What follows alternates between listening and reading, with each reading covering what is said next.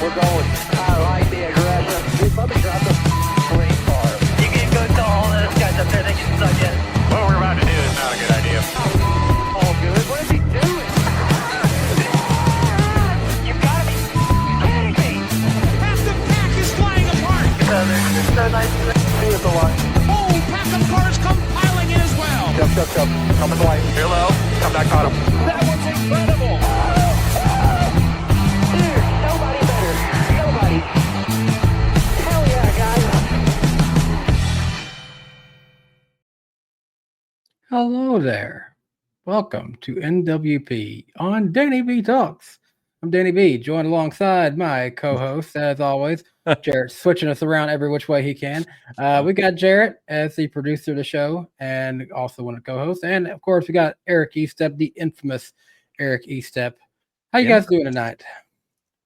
Infamous. I'm going to add that to my business cards that I don't have. But now it's an excuse for me to get some printed. I'm going to add infamous into the title there. Jarrett really is the jack of all trades of this show. It's been a couple months. We again need to give him his round of applause. He primarily monitors our week-to-week itinerary. He produces the show, to Danny's point, prepares most of the graphics. He makes sure we all have a dinner. He takes care of us. He tucks us in at night. I tuck them into bed at night too. Like it's a full all-encompassing job. It's amazing. Something that's also amazing, guys. It's actually getting cooler in here. So yeah, let's acknowledge that. Where is Jarrett right now? Should I just like go full screen? Go full screen. Yeah, okay. I gotta remember which one is which, so I'll just not me. There we go. There we go. There's the Chevelle. Yeah, got the balloon, the Chevelle. You can see the motorcycle. It's hard to do this. The motorcycle used to be parked out front. Now we're like kind of in the shot. Now it's. I just pulled my cord there. Jarrett has fled the state of Tennessee, and he is back in his old family gathering area in Illinois. Hey, if I'm fleeing, I'm not going to Illinois. I came here on my own choice, which is probably not as good a thing to say. I'm gonna switch around here and then get back to the here. Everyone gets their time in the sun. If it'll let me do it. I don't know. Here I am with my K-Love hat. I love the K-Love hat. Can the chat recognize whose hat this is? That's what I want to know. Have they already forgotten about this? Well, they're trying to recognize it real quick before we jump in. So I told you guys, like when I got here today, inside the garage, because the windows were open and everything like but closed, but open, so the light's still getting in. Okay, they got it. It is a McDowell hat. Good job, Chad. It was 114, I think, when I got here. I think it was 114. When we jumped in the call, it was 104. My grandpa put on a bunch of fans in here, and it is already down to 96, and we are plummeting in temperature. So I'm feeling hard. You might get to 95. I don't even want to know how hard it is. Laptop fan is running, Jared. McDowell, K-Love supremacy. Well, so another kind of under the hood thing is because this laptop is like 6 years old, so like I really need to get it replaced. And the thing is that I think it's the Razer is what I have. They produce a ton of heat, and it got to the point that it actually melted off part of the siding, and so the side is actually open about that much. If you compare it like to my face, it's like open that much where the bottom split off, so it's actually got extra ventilation now. That's good, I guess. I guess that works out. Glass half full, right? Wow. Well, speaking of glass half full, I guess I can be a glass half full Alex Bowman fan after this weekend, because I was very disappointed in Chase Elliott for not just tucking in behind him when they had a good shot of, okay, there's a clear opening for the 48. Draft with your teammate. No, why are you pushing him out of the way? What? Now we have to help you. But at least Elliott winning keeps Bowman above the cutoff line for now. That's a good point, because there were a lot of drivers left after the big one that could have completely shocked the system. Ty Gibbs spent time up front. Keselowski was maybe the guy to beat, but lost his drafting help there towards the end. So the Hendrick guys teaming up 2 against 1 to beat Bad Brad. Not best case scenario for Bowman, but it was the best case besides Bowman himself winning that race. at the end there. Alex Bowman, true team player. I mean, sometimes if you're not able to win the race, you gotta be a team player in this instance when you're in his position. Okay, there was a great meme on Twitter this week though. After the way he got just shoved out of the way, the 300 teammates all collectively with a little speech bubble above them that says "F you, Bowman, we hate you so much." And then Bowman's over there like, "I love you guys. I'll do anything to help you." Yeah, I saw the one where it's like, "Hey guys, when do I gotta win?" And their people are all in the huddle, and then the one dude turns around with the big thumb and just thumbs up. Eventually, back into the huddle, and it shows like Chase Elliott winning. Probably the worst meme I saw though was a picture of the random chair in the corner of a hotel room and said, "This is the Alex Bowman chair." Jeez, Oh man, yeah. brutal. I mean, Bowman wound up third though, right? Yeah. Didn't Brad end up second? That just adds insult to injury. It wasn't even Yeah. a Hendrick 1-2. Ugh. just salt in the third place wound. But I guess the secondary headline behind Bowman getting left out to dry, Danny, was that Chase Elliott did get the win this week. Yes, and don't let it get lost on the fact that just because Chase Elliott won, he gets his first win of the year. What a cool moment winning in that paint scheme designed by the what was the child's name again? I'm blanking. Do you guys remember? I'm blanking on his name as well, but I will pull it up.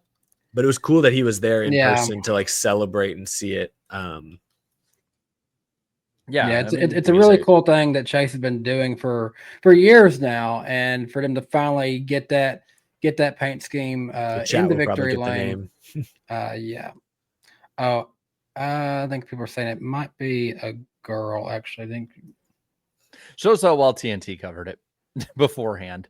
But I mean, I say it was cool, the pop too that you saw from that win. I knew like as soon as I'd say about 25, 30 to go, I put in my chat before we went live, I was like, y'all, this is Chase Elliott's race to lose. Like he's racing, yeah, it's a super speedway. And I don't think this is indicative of like, oh my God, he's gonna turn around and dominate Chicago this week because he won Atlanta.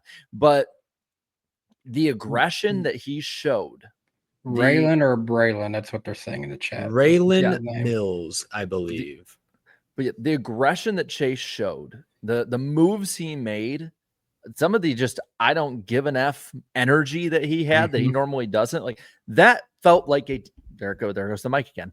New play, old place, new place, same problems. But that did not feel like a Chase Elliott that we've seen the last couple of years, really since his injury.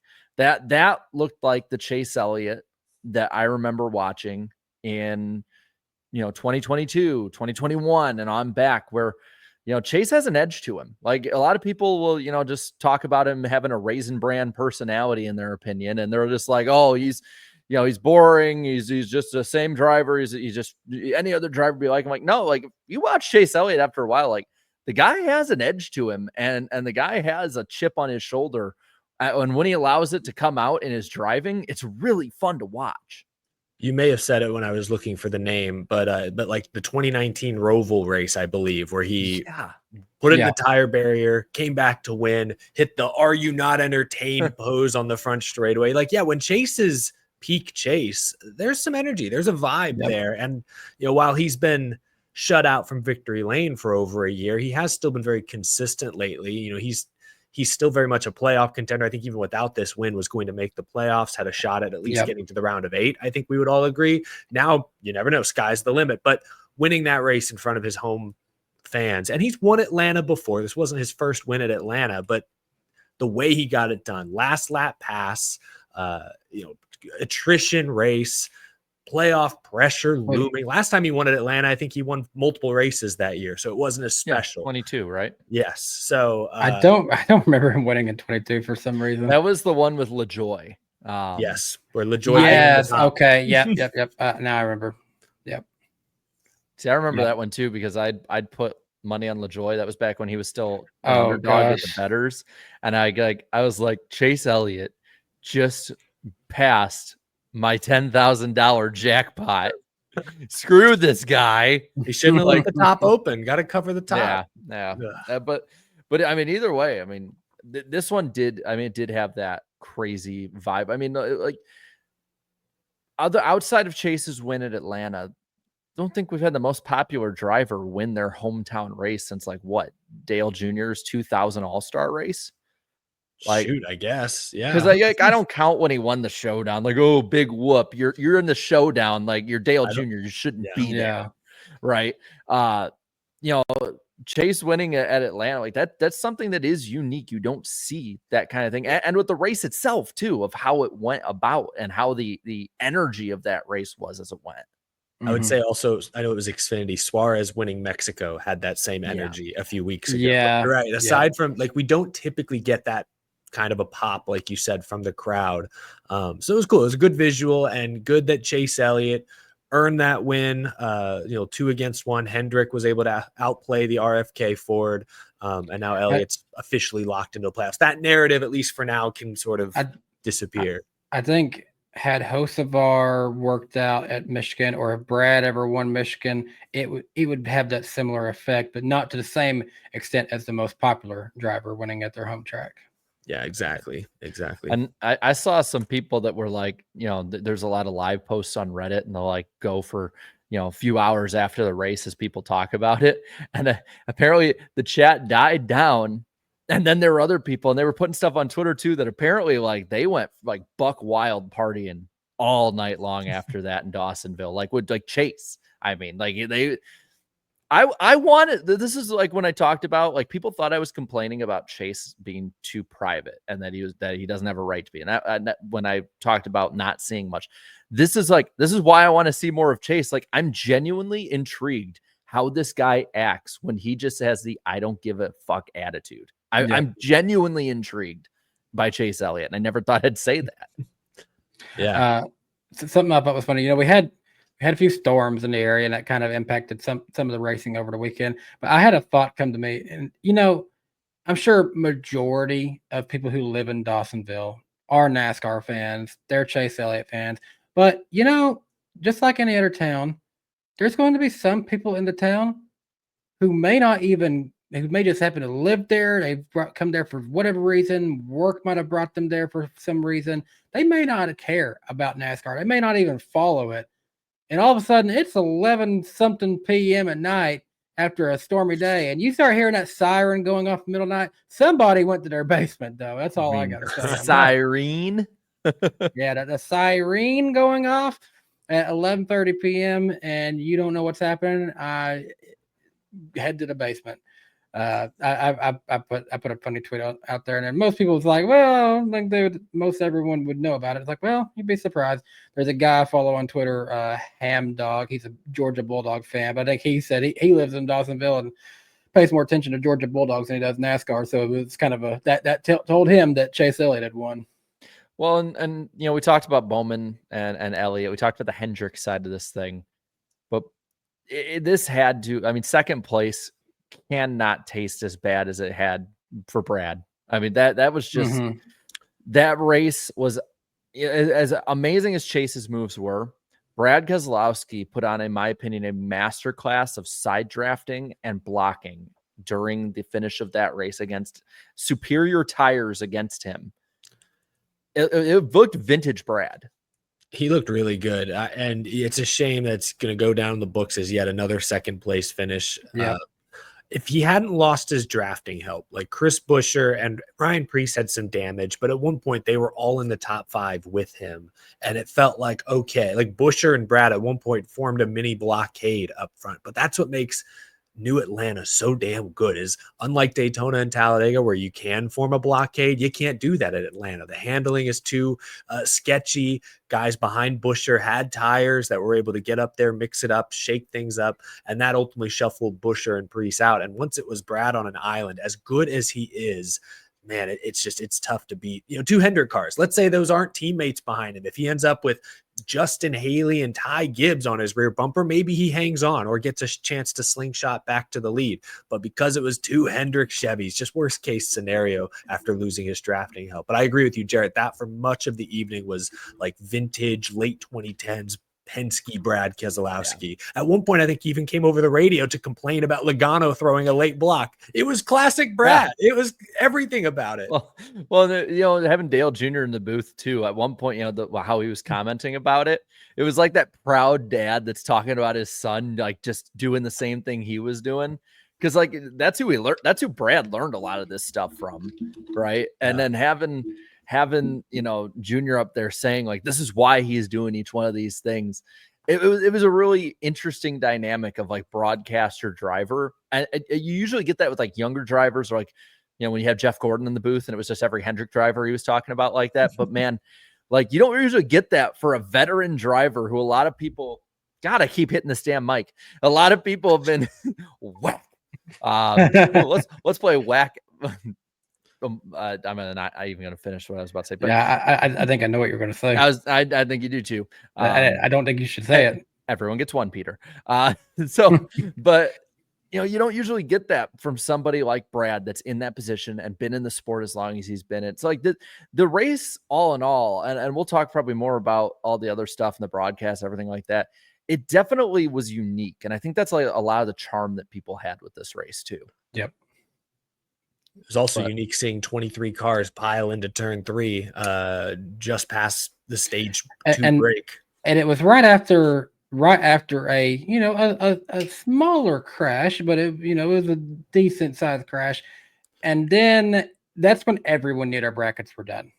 Oh, 100%. My bracket was done the first crash. I had Blaney and Bell advancing, and I was literally zero perfect brackets after this weekend. Yeah, maybe next year, not start the bracket with Atlanta or Daytona. Or maybe don't even have a super speedway style track in this. But you got to remember, you got to remember though, that like they got to pay out $1 million if like a fan gets it right. They're not going to make it easy. This was their insurance policy. Yes. Yeah. No.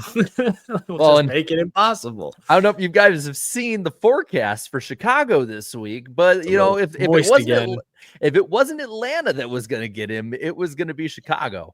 I guess the way this works with the bracket thing, going back to that, like they don't have to give anybody any money because the caveat was only if there was a perfect bracket, and not even if there was like the next closest bracket to being perfect would get like 10 grand or something like that. I don't honestly know how it works, but yeah, I would assume nobody gets the grand prize since it's. I would say if no one gets a perfect bracket, then just do something. At least do like 10 grand or something like that. I don't know. I know DraftKings or someone is like, based on like matchup to matchup, you can bet on it. I don't bet on sports, so I'm not the right person to analyze it. But I know there are other ways to still play, even though the bracket itself is destroyed. I stopped betting because it's like I think you guys remember I told you when I cashed in on that Cindric one, I think on like $1,200 or something, right? And that was awesome. But the first thing I was thinking is like, how much of that $1,200 did I eat into over the last 2 years and like the last couple months after getting stuff wrong? Like I got a lot of them right, but how many did I get wrong, right? But something like that where there's no entry fee, it's just for the fun of it. Sure, hop in on that stuff and have fun. But that, like, I mean, you look at all the names that are on the bottom points wise here that people probably picked to win this thing, and most of them were in the bottom 10 finishers of this race because of that crash.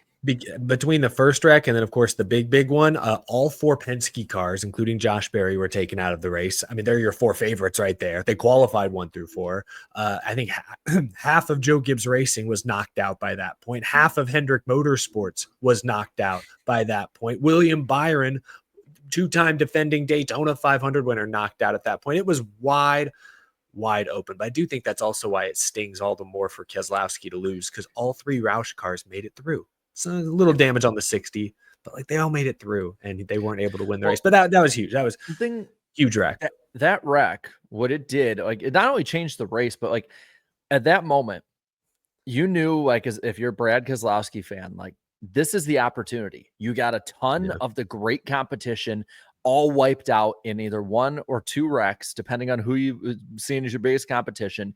Your team is all there. The other teams have people there, but like, like Hendrick had like Larson there, but he was damaged. So Bowman and Elliott was about the only ones that you could really beat. It's a classic 2000s Roush Hendrick battle for the win in this race. Yeah. I mean, we were looking at some of these people that like would look like everyone call a Jag, like just a guy. Like it was a race of Jags, and then it was Keselowski, Bowman, and Elliott. That's what it was. And now, in my opinion, the season goes to Daytona for Brad. Like that's the only one I can confidently look at. You're not wrong. I won't say that yet, just because he has shown top 5, top 10 speed the past few weeks. He's not going to contend at the road races, but like Indy coming up, there'll be a couple other chances. I think he has won Indy before. Yeah, so I won't say Daytona or bust for Brad just yet. All of Roush looks to be pretty good right now, but yeah, it's his chances go way down. I could see them randomly bringing speed to Iowa too, for that matter. Exactly, you never know. Chris Buescher has 4 straight top 10 finishes. Like, I'll have what he's having. Put that in my car. If they can get a good car for Iowa, they'll also have a good car for Richmond. The problem with me for Brad and why I don't trust him is I don't trust his crew chief. I don't trust the crew chief. After Pocono, how could you? I mean, you're looking at Indianapolis, right?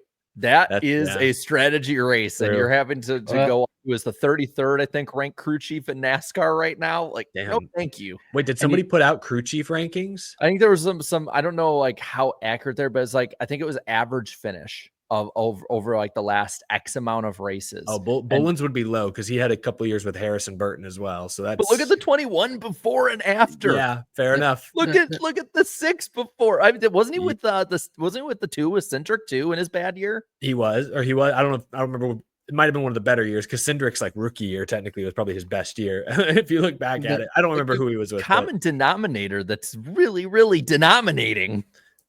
There's also, a little bit happening at RFK this week where someone who's had a huge involvement with the team for Eric, you know more about Roush. How long has that guy been at Roush?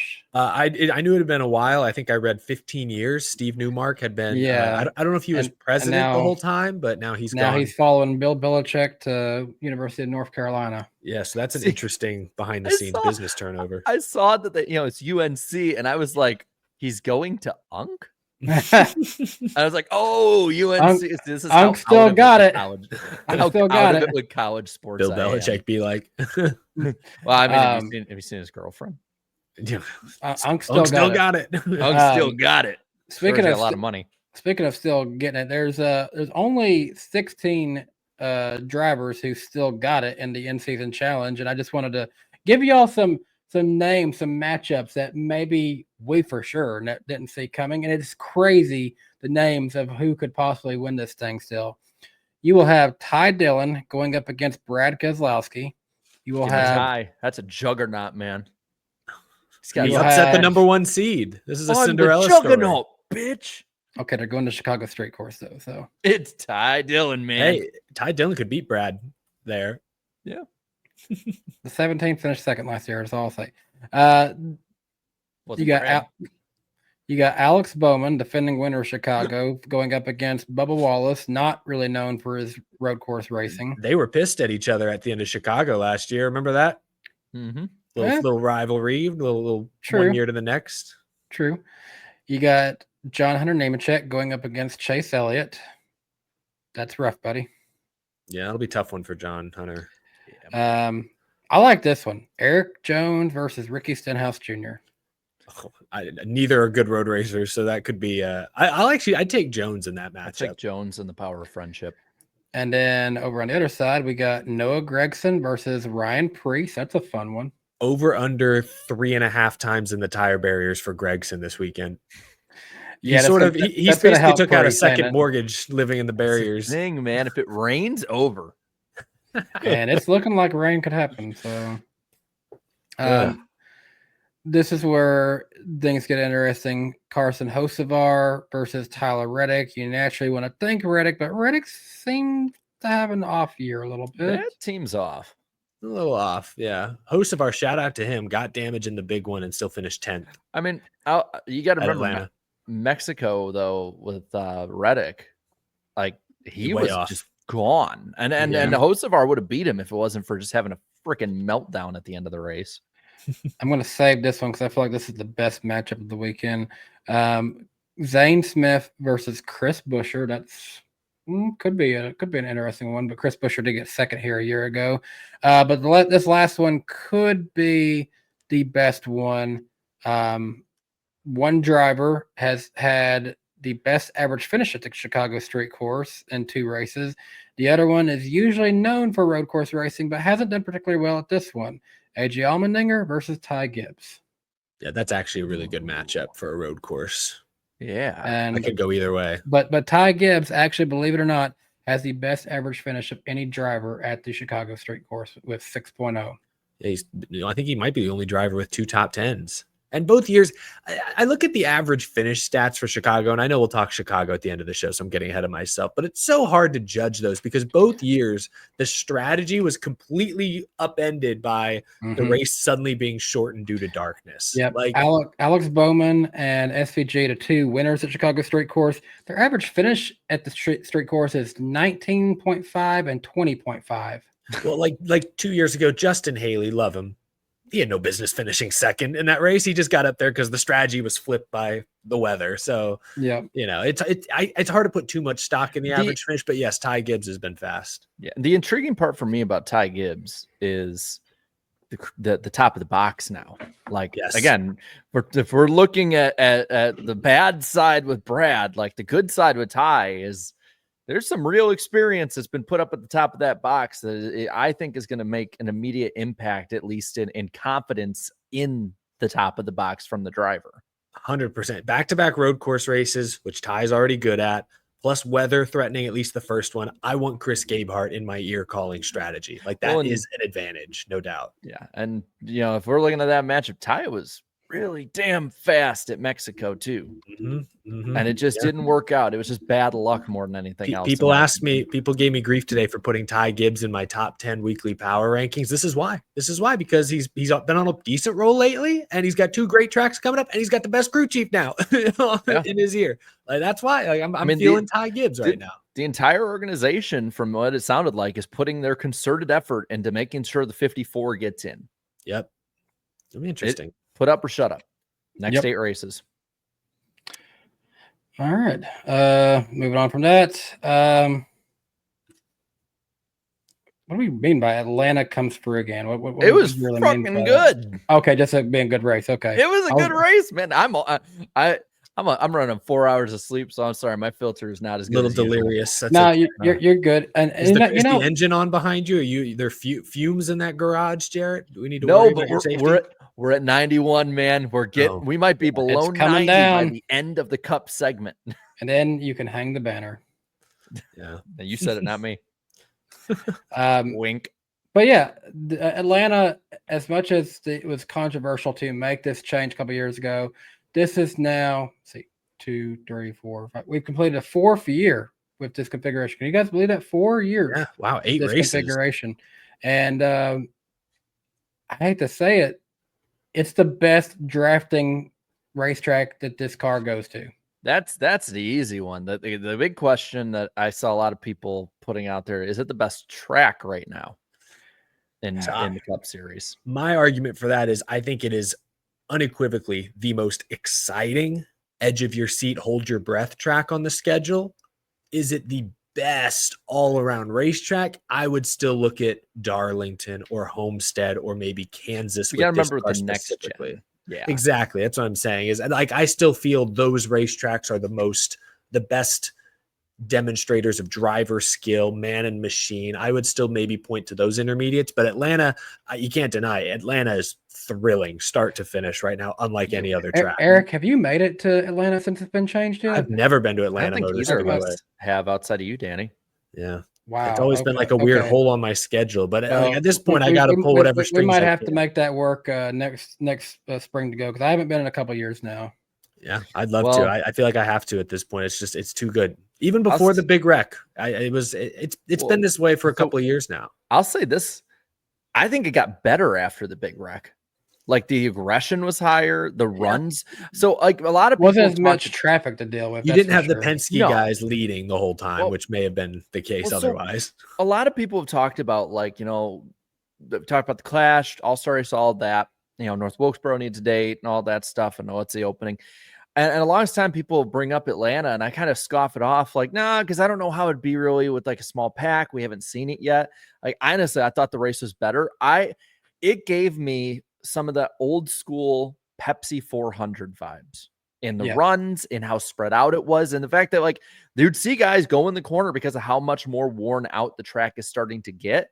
And you'd see guys like break off and go down the bottom, get runs on the top. And you see him snap loose and slide up the track almost every lap. I love it. I love it. I will fully admit, was totally wrong on this. Don't do it again, please. That's my takeaway from this. Is in hindsight, this is such a fun track. I wish they did it to Texas and they just reconfigured or repaved Atlanta and kept it as it. Like, then we'd have a great traditional 1.5 miles and a great new super speedway. Instead, we still have sketchy Texas, and this wasn't the most efficient way to do it, but Atlanta is a good track now. It's really damn good. Like, and it fits this car perfectly. It was designed for this car, and it's it's crazy to say it's aging after 4 years, but it's like if you look at a side by side of that track compared to when it started in 22, in March of 2022, I think it was, like it is noticeably more worn than like Talladega was 4 years or Daytona was 4 years into their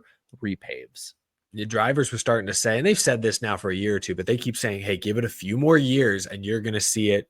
It's not necessarily going to race like a super speedway anymore. There'll still be a draft. There'll still be an air effect, but like this could get even racier. Now, I don't know if that'll mean a better show or not, but that's encouraging that it seems at least now that the drivers to an extent are bought in. Did you hear Denny Hamlin this week? Hamlin, usually anti-next gen, doesn't love the state of current super speedway racing, but he said that he got FOMO watching the end of that race from his couch. He wanted to be in there with Elliott, with Bowman, with Keselowski. The wreck was so big. Don't let it be forgotten that Brad and Bowman were actually in that wreck. They hit each other. Yeah. It was that big that people who were still, going to be contending were involved in that wreck. Well, and like the question I have with Atlanta moving forward too is, you see there's a night and day difference of the attendance, the TV ratings, mostly, not this week, but mostly, especially when you look at the Fox portion of the year. There's a night and day difference of money that is definitely coming into that track. And so like if you're SMI, if you're NASCAR on that, like what do you do with it? Do you let it basically phase out? Because it is too small of a track, in my opinion, to be weathered and worn and still race the way it is now and race as a super speedway. Do you just let it age naturally and gracefully and maybe do it somewhere else? Or do you just say, F it, after every 10 years, we're just going to dig this baby up and do it again? Yeah, I wonder. I didn't think about that. What if this just gets repaved every decade? Yeah, I feel like what's going to happen is there's going to be a race 2, 3, 4 years from now. There's going to be a race where it's not what we expected. Maybe it looks like Spring Bristol where tires are suddenly blowing out, or there is no pack. It's all strung out. Like there will be a race where everyone comes away like scratching their heads. What was that?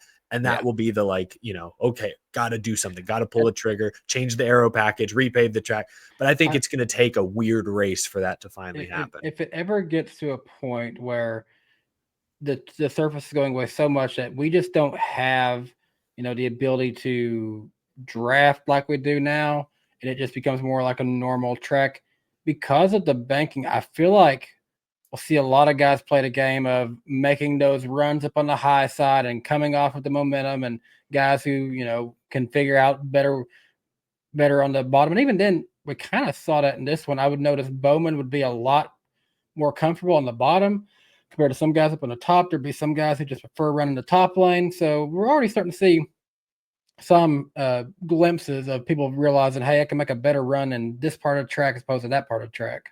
Yeah, it's become a really racy super speed. It's become the best super speedway on the schedule for sure. It is the one style of racing that I always say is the most like an old school EA Sports video game. If you have a casual race fan, of course they're going to want to see a Daytona, a Talladega, but tell them, hey, don't sleep on that race. Watch that if you want to watch a NASCAR race all season. Yeah, good stuff. And I thought TNT picked a good one for their first race, albeit a Saturday night event. That's going to hurt their ratings. That's local for them now. That's true. Yeah. That's true. They're based in Atlanta, so that makes a lot of sense. What did you guys think of their first broadcast? I love the opening. Before we say anything else, like y'all The saw that Snoop Dogg, opening, or not the Snoop Dogg? I'm sorry, the No. Ludacris opening. yeah, Yeah. like Snoop Dogg's usually in we- everything we- else. I was low-key bracing myself to hear TNT. I do miss that, but I gotta say, like that was a hell of a good opening. Like Yeah. before saying anything else, like I think we can all agree on that. But Yeah. But there is some downsides because I for one took a picture of Cole Custer being shown in the 38, not involved in a crash. that There I was- were a I- couple no. typos. I'm this thing. So I most of the people in my comments were very positive after the race about it. I have not looked at what, I've been on the road yesterday, been with family today. I've not really seen most of what people think. So I might be on an unpopular side or not. I really wasn't crazy about it. And maybe it's because of the prime lead in, and that's just no one was going to follow that one up.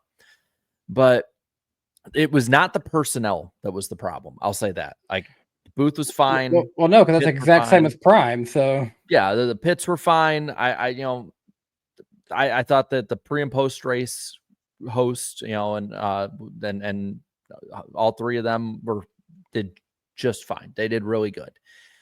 The production and the commercials too at times were very Fox-esque to me, and it's so jarring after Prime to me. So like, I wasn't crazy about it, which is I wish I wasn't saying that. So the commercials didn't bother me a ton, and that's saying something because I was watching on HBO Max, which meant I got full screen ads every time. They didn't show side by sides, and I still didn't feel the commercials were like that overbearing. I mean, yeah, it was jarring, like you said, coming from Prime, and yes, there were a few moments where I was like, "Damn, I wish I had a side by side like apparently all the other cable users in the country."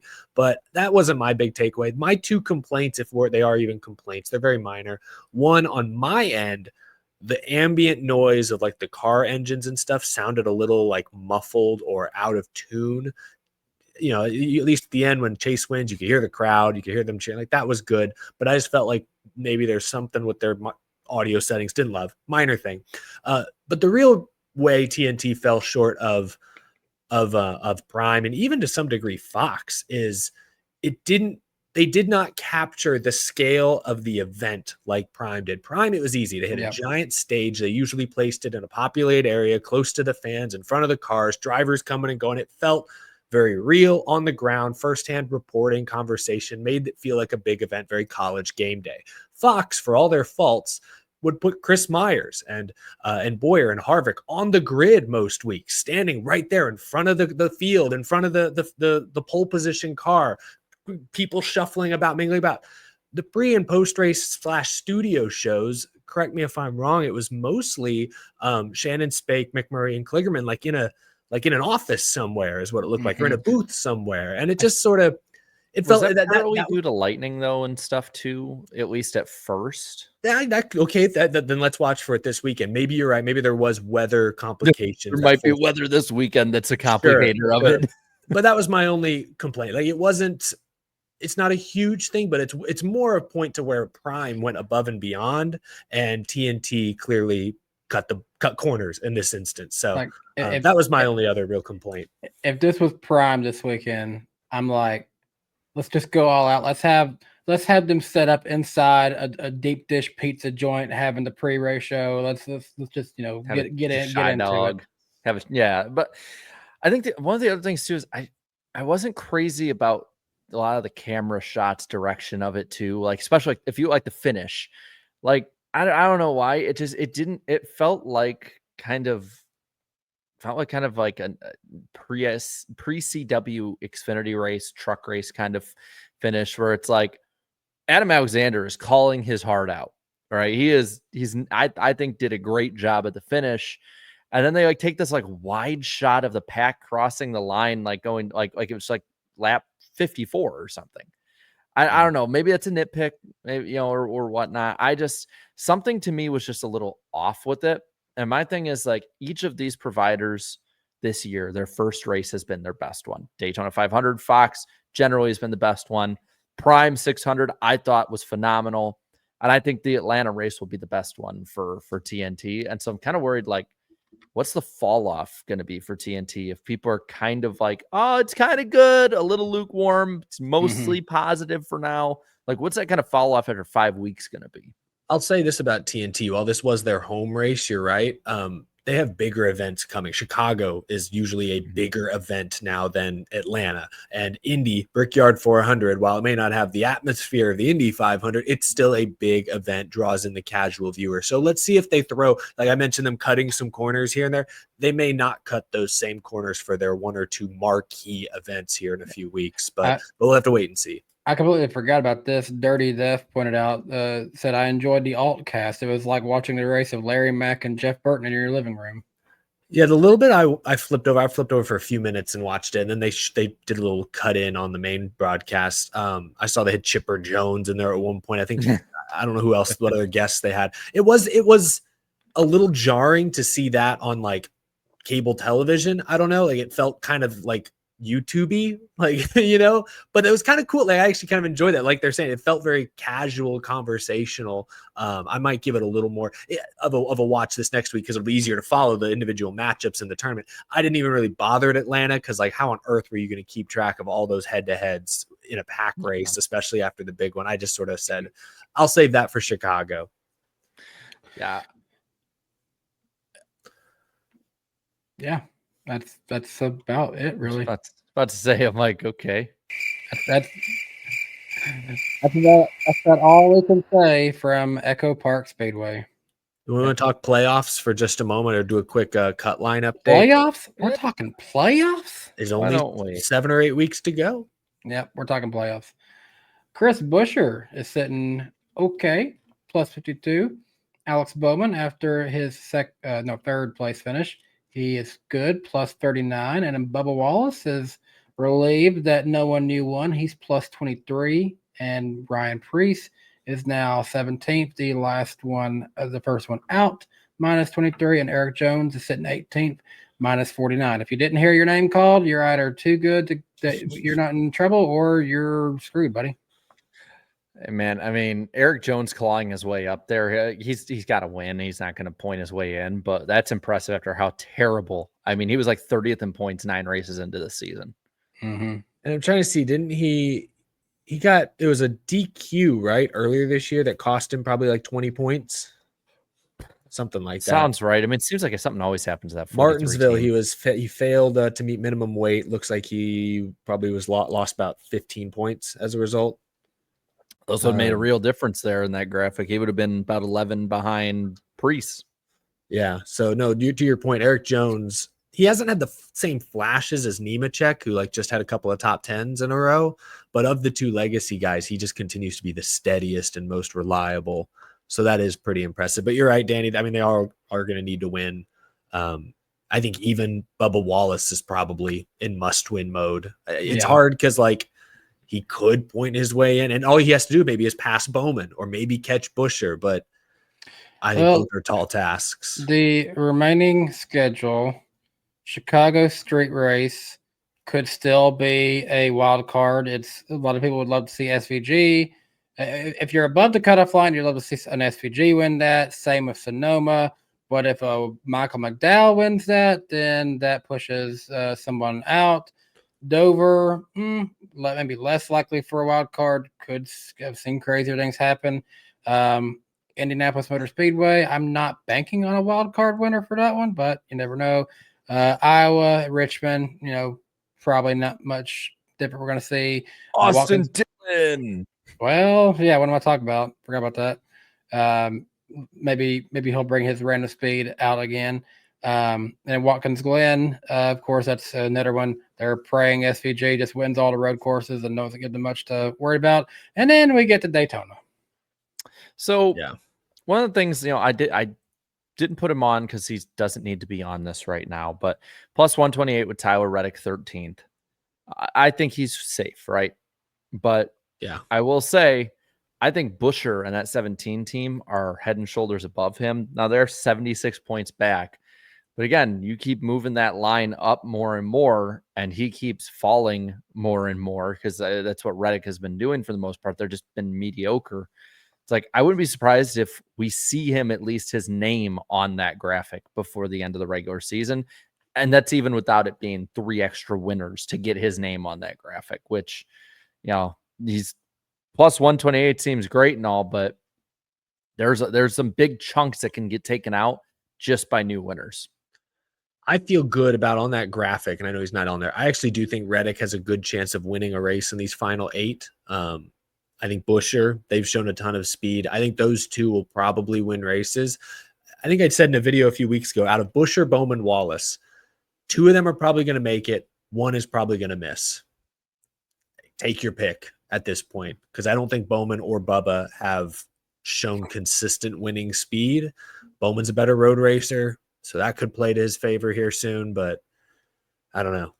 I feel like the cut line is really 14th versus 15th there. Like, I think Bowman and Bubba are in almost must-win mode. Yeah.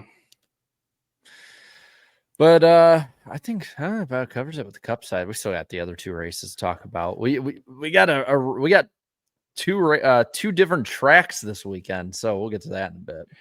We do got to talk about TV ratings, and don't ever say that Atlanta's going to get 3.5 million viewers. What was I on last week? Yeah, that was ill-advised. I thought that was pushing it just for normal cable race, let alone all the other things that happened still. TNT and True TV scored 1.608 million viewers. There is no comparison of 2024, and that number does not include HBO Max viewers, but I don't think that would help it by too much. Ryan, I was helping. I know HBO Max has a good base.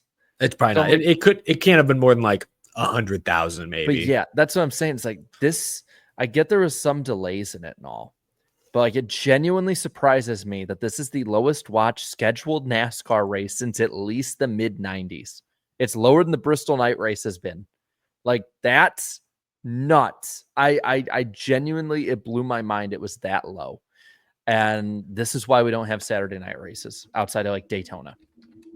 Yeah. I mean, 100%. It sucks. And honestly, even the Daytona race, if they moved it to Sunday afternoon, would probably get better ratings, even with all the tradition behind it. It would probably still do better on Sunday afternoon. If it was moved to Sunday night too. The only problem with Sunday night is that they have Sunday night football with the preseason to go against, because God forbid we miss a goddamn preseason game. Jeez. But there's no other way to put it. Like, that is atrociously bad. Even if they don't get delayed by what? I think it was 40 minutes total or something, and then maybe the red flags add another like 10 to 15. Like, I'm sorry, you're not making up the extra million viewers USA Network would have got you on this.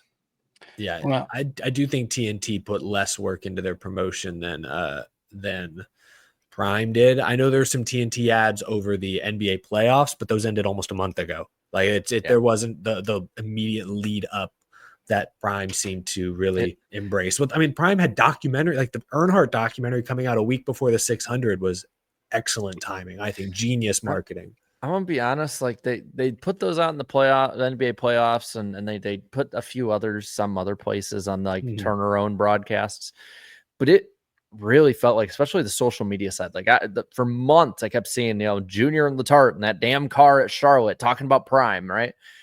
Like, it kind of felt half-assed, honestly. Like the social media push, there was none. And if they made a push, it was like a little shove and nothing of it. And it shows. One thing I want to see, I didn't really notice, maybe I'd go back and look, but like, I know with this deal, there were going to be a lot more Bleacher Report, NASCAR tie-ins. And Bleacher Report on social media obviously is massive across a variety of channels and platforms. I'd want to go back and see how was this race covered by Turner on social media and some of their own channels. I'd just be curious to see, because maybe they did more than I realized. Because there was a post from Adam Stern or some report this week that NASCAR on social did seem to make quite a splash in terms of impressions, and I wondered if it had something to do with the Bleacher Report tie-in. But maybe maybe you can find that. Anecdotally, I'm looking on Bleacher Report's Let me see if it was a Stern tweet. I'll pull it up. I'm looking on Bleacher Report's Instagram post, and the NASCAR stuff is buried. And the only NASCAR thing, as I scroll down and find, is Malik Neighbors being at the race. I'm not going to click it because if the Here we audio go. comes over. Warner Brothers. This is what I saw. This was from Stern. Warner Brothers social media platforms, Bleacher Report, Bleacher Report Racing, and House of Highlights generated 17 million video views about NASCAR over the weekend per the network. So that sounds good social media wise, but I also don't know. Like, it's the network themselves saying we generated this kind of interest.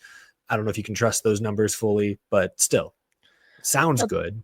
It sounds good. It's just like, what's this? If there's anything we've learned this year, whether it's looking at the Fox execs that want to go at anyone talking about streaming wanting to put different numbers as the most important ones, or maybe this, like, it's the spin factor. This year has been a lesson in the spin factor in so many ways. Like, so yeah, they might have had 17 million views, but I know a lot of them on Twitter now where I'll be scrolling through and they put their tweet as an ad.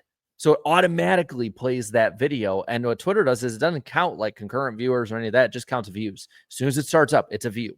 So it's like, maybe they did that. I don't know. Like, I follow the NASCAR Bleacher Report side of things. And it's like, honestly, it's any other social media account. It's like not really well followed, all things considered. And yeah, they probably somehow came to that 17 million. I would like to know like how they got there. You guys just had me going down the rabbit hole trying to see, is there any NASCAR on TNT like Twitter account? Because we would see, NASCAR on Fox, NASCAR on NBC. I think there's even a NASCAR on Prime. I don't even know if this is an official account, but I have only found one NASCAR on TNT account that has 130 followers. They're following two accounts, Bleacher Report and NASCAR. That's it. I think it might be the Bleacher Report Racing might be essentially their dedicated account. Joined April 2025. And then there's another account joined May 2024. Says NASCAR on TNT coming 2025. Only 29 followers. Following two accounts. This is probably not correct. But I'll ask in general, like how many people are going to connect? Oh, Bleacher Report, that's TNT, right? Like basketball. I wouldn't believe it. Yeah. So like that's my big question. There's so many cut corners, it felt like, whether it be the production, whether it felt like graphics, whether it felt like social media and advertising push. Like there were some ads, don't get me wrong. Like there are people in there like there hasn't been a single ad. And it's like, okay, like dumbass, like there have been, but just so I can clarify, Bleacher Report, that is TNT Turner owned, I guess. Yes. So, okay. Warner, technically, I think. Okay. To quote the Trump meme, wow, you're telling me this for the first time. I didn't know that. I thought you were going to do the new. I thought you were going to do a new quote that's been going around. They don't know what they're doing. Now, that's Fox. Well played, Danny. Oh man, what else we got? We got to get some positive in it. Well, there's always what the poll suggested. Poll. Yep. Not the crazy Rocky movie poll I've got in the chat. The famous iceberg poll. What did you guys think of this race?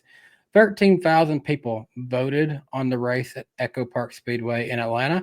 75% of people said it was a great race. 17% people said it was a good race, meaning that 92% of people gave this a net positive rating. 5% of people said it was an average race, and 3% of Chase Elliott haters said it was a negative race.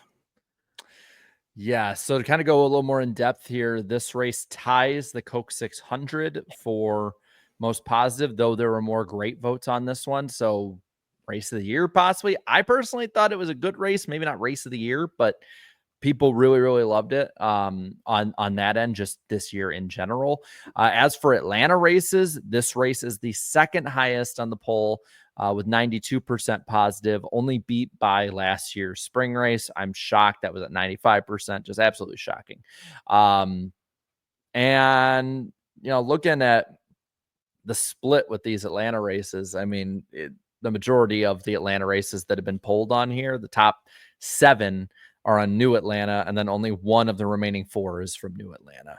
As for super speedways, this only was beat by that spring race last year. It tied the 2024 summer Daytona race and the 2019 Talladega fall race, as well as the 2020 summer race when they got back from COVID, and the 2019 spring race are all tied at 92%. That's like the very consistent. limit.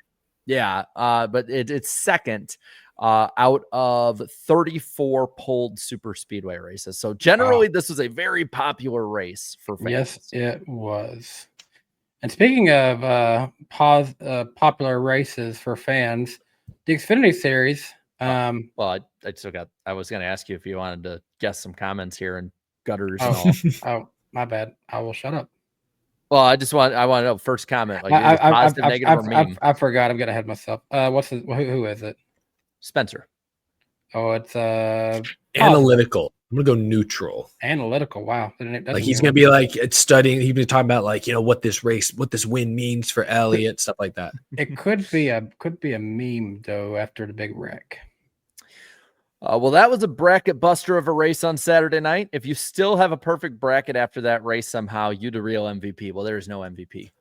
I guess that is neutral. I guess this is kind of neutral meme.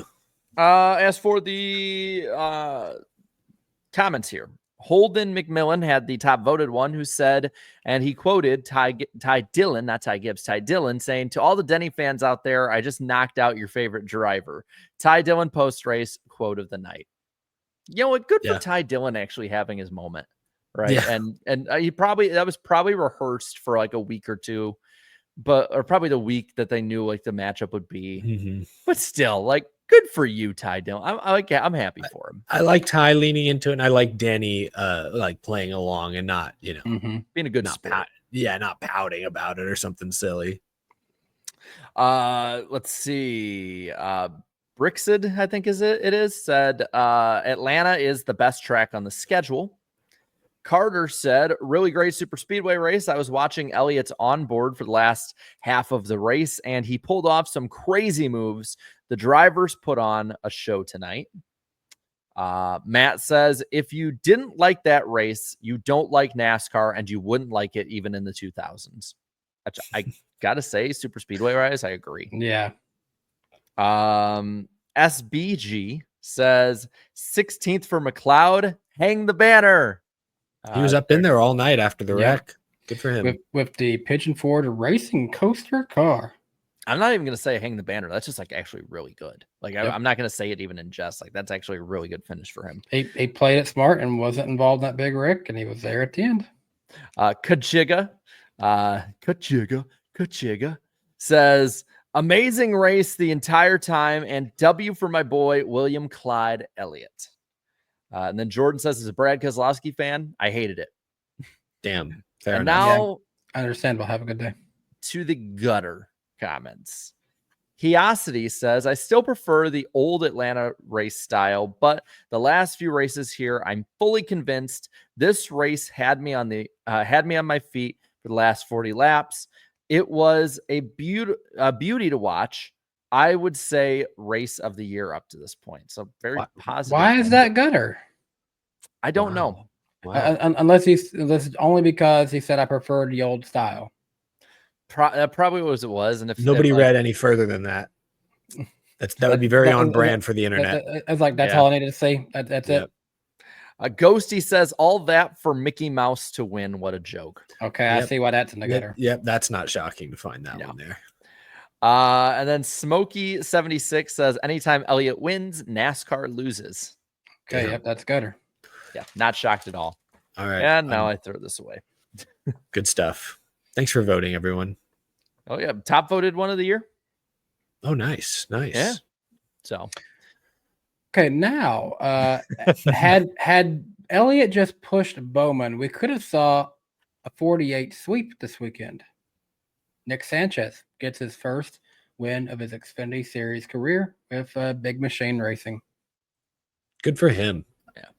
This is the second win, I think, for that 48 car ever. Yeah, the first one was Tyler Reddick. That's been a while now. If it was Tyler Reddick, It was a couple of years ago at Texas, I think. He came in and was like a cup guy, ringer. Jarrett, what's the temperature? I see you looking. We're under 90, 87. Hang the banner, Joe Nemechek number.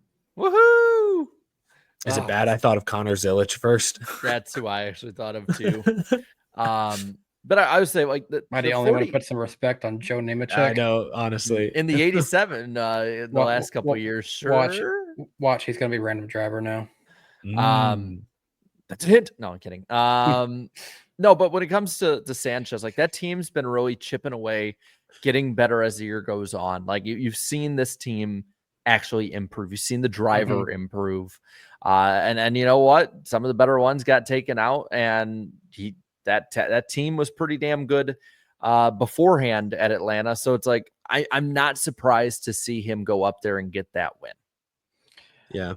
I have to ask Jarrett. I assume you were, since you stream after him. Eric, were you able to stay up for that one? Because I fell asleep watching it.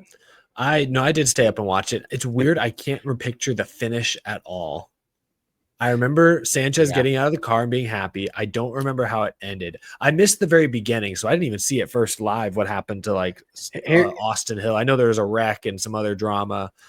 So Hill had he had trouble early on. He had yes. Was it a power issue? I think it was. Yes. It might have been a fuel pump going out. Fuel pump. Yes, you're right, Danny. It was a was. fuel pump. You're right. I gotta say, for as memorable as the Cup race was, the Xfinity races here have just not been good. It's not great because it's usually dominated by Hill, even Jesse Love with damage was up there racing for the lead. He still finished sixth, I think. Crazy how good those cars are. But no, Sanchez. I mean, Sanchez deserves a lot of credit. I know a lot of people think he's pretty good. He's never been, even in trucks, right, with Rev Racing, like those were good, but not the best trucks. So he's never been in A tier equipment, at least not full time. Maybe there was a one-off I'm not thinking of. So to see him now win, he has a win at Daytona, right, in trucks, and now he has a win at Atlanta in Xfinity. Like at least he's getting the job done, even if it's just at these drafting tracks. And he's still really young. How old is Nick Sanchez? He's 20, gotta be in his 21. early 20s. How old is he? I'm guessing 21. I don't see that he's a 24. He's older than really older. Yeah, older than I thought. He's kind of like Christopher Bell, has a very young face, I think. That is true. Full baby face.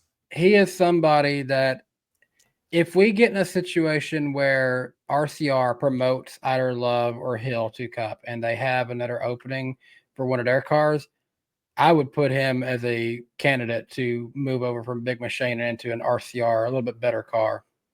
I could see it. I could totally see that. Certainly.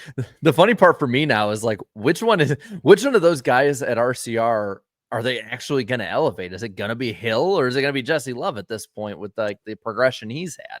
Jesse Love's now. Probably Love has more of a opportunity to stay longer, in my opinion. Well, Jesse Love now has been linked to Legacy Motor Club.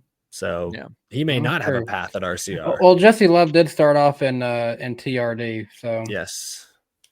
But it did also, because Sanchez, I believe, was, if he wasn't under, he was in that playoff picture before. So it did kind of change up a little at the cut line.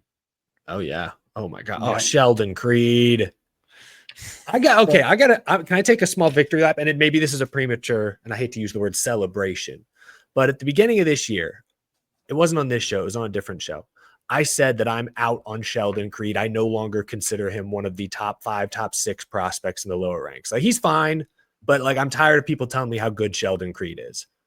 I think I'm vindicated right now. Dude he's still winless. I don't know how many years it's been, how many dozens and dozens starts, still winless, not even close. And now he's barely hanging on to a playoff spot. Mm-hmm. He's not as good as Sam Mayer in the same equipment.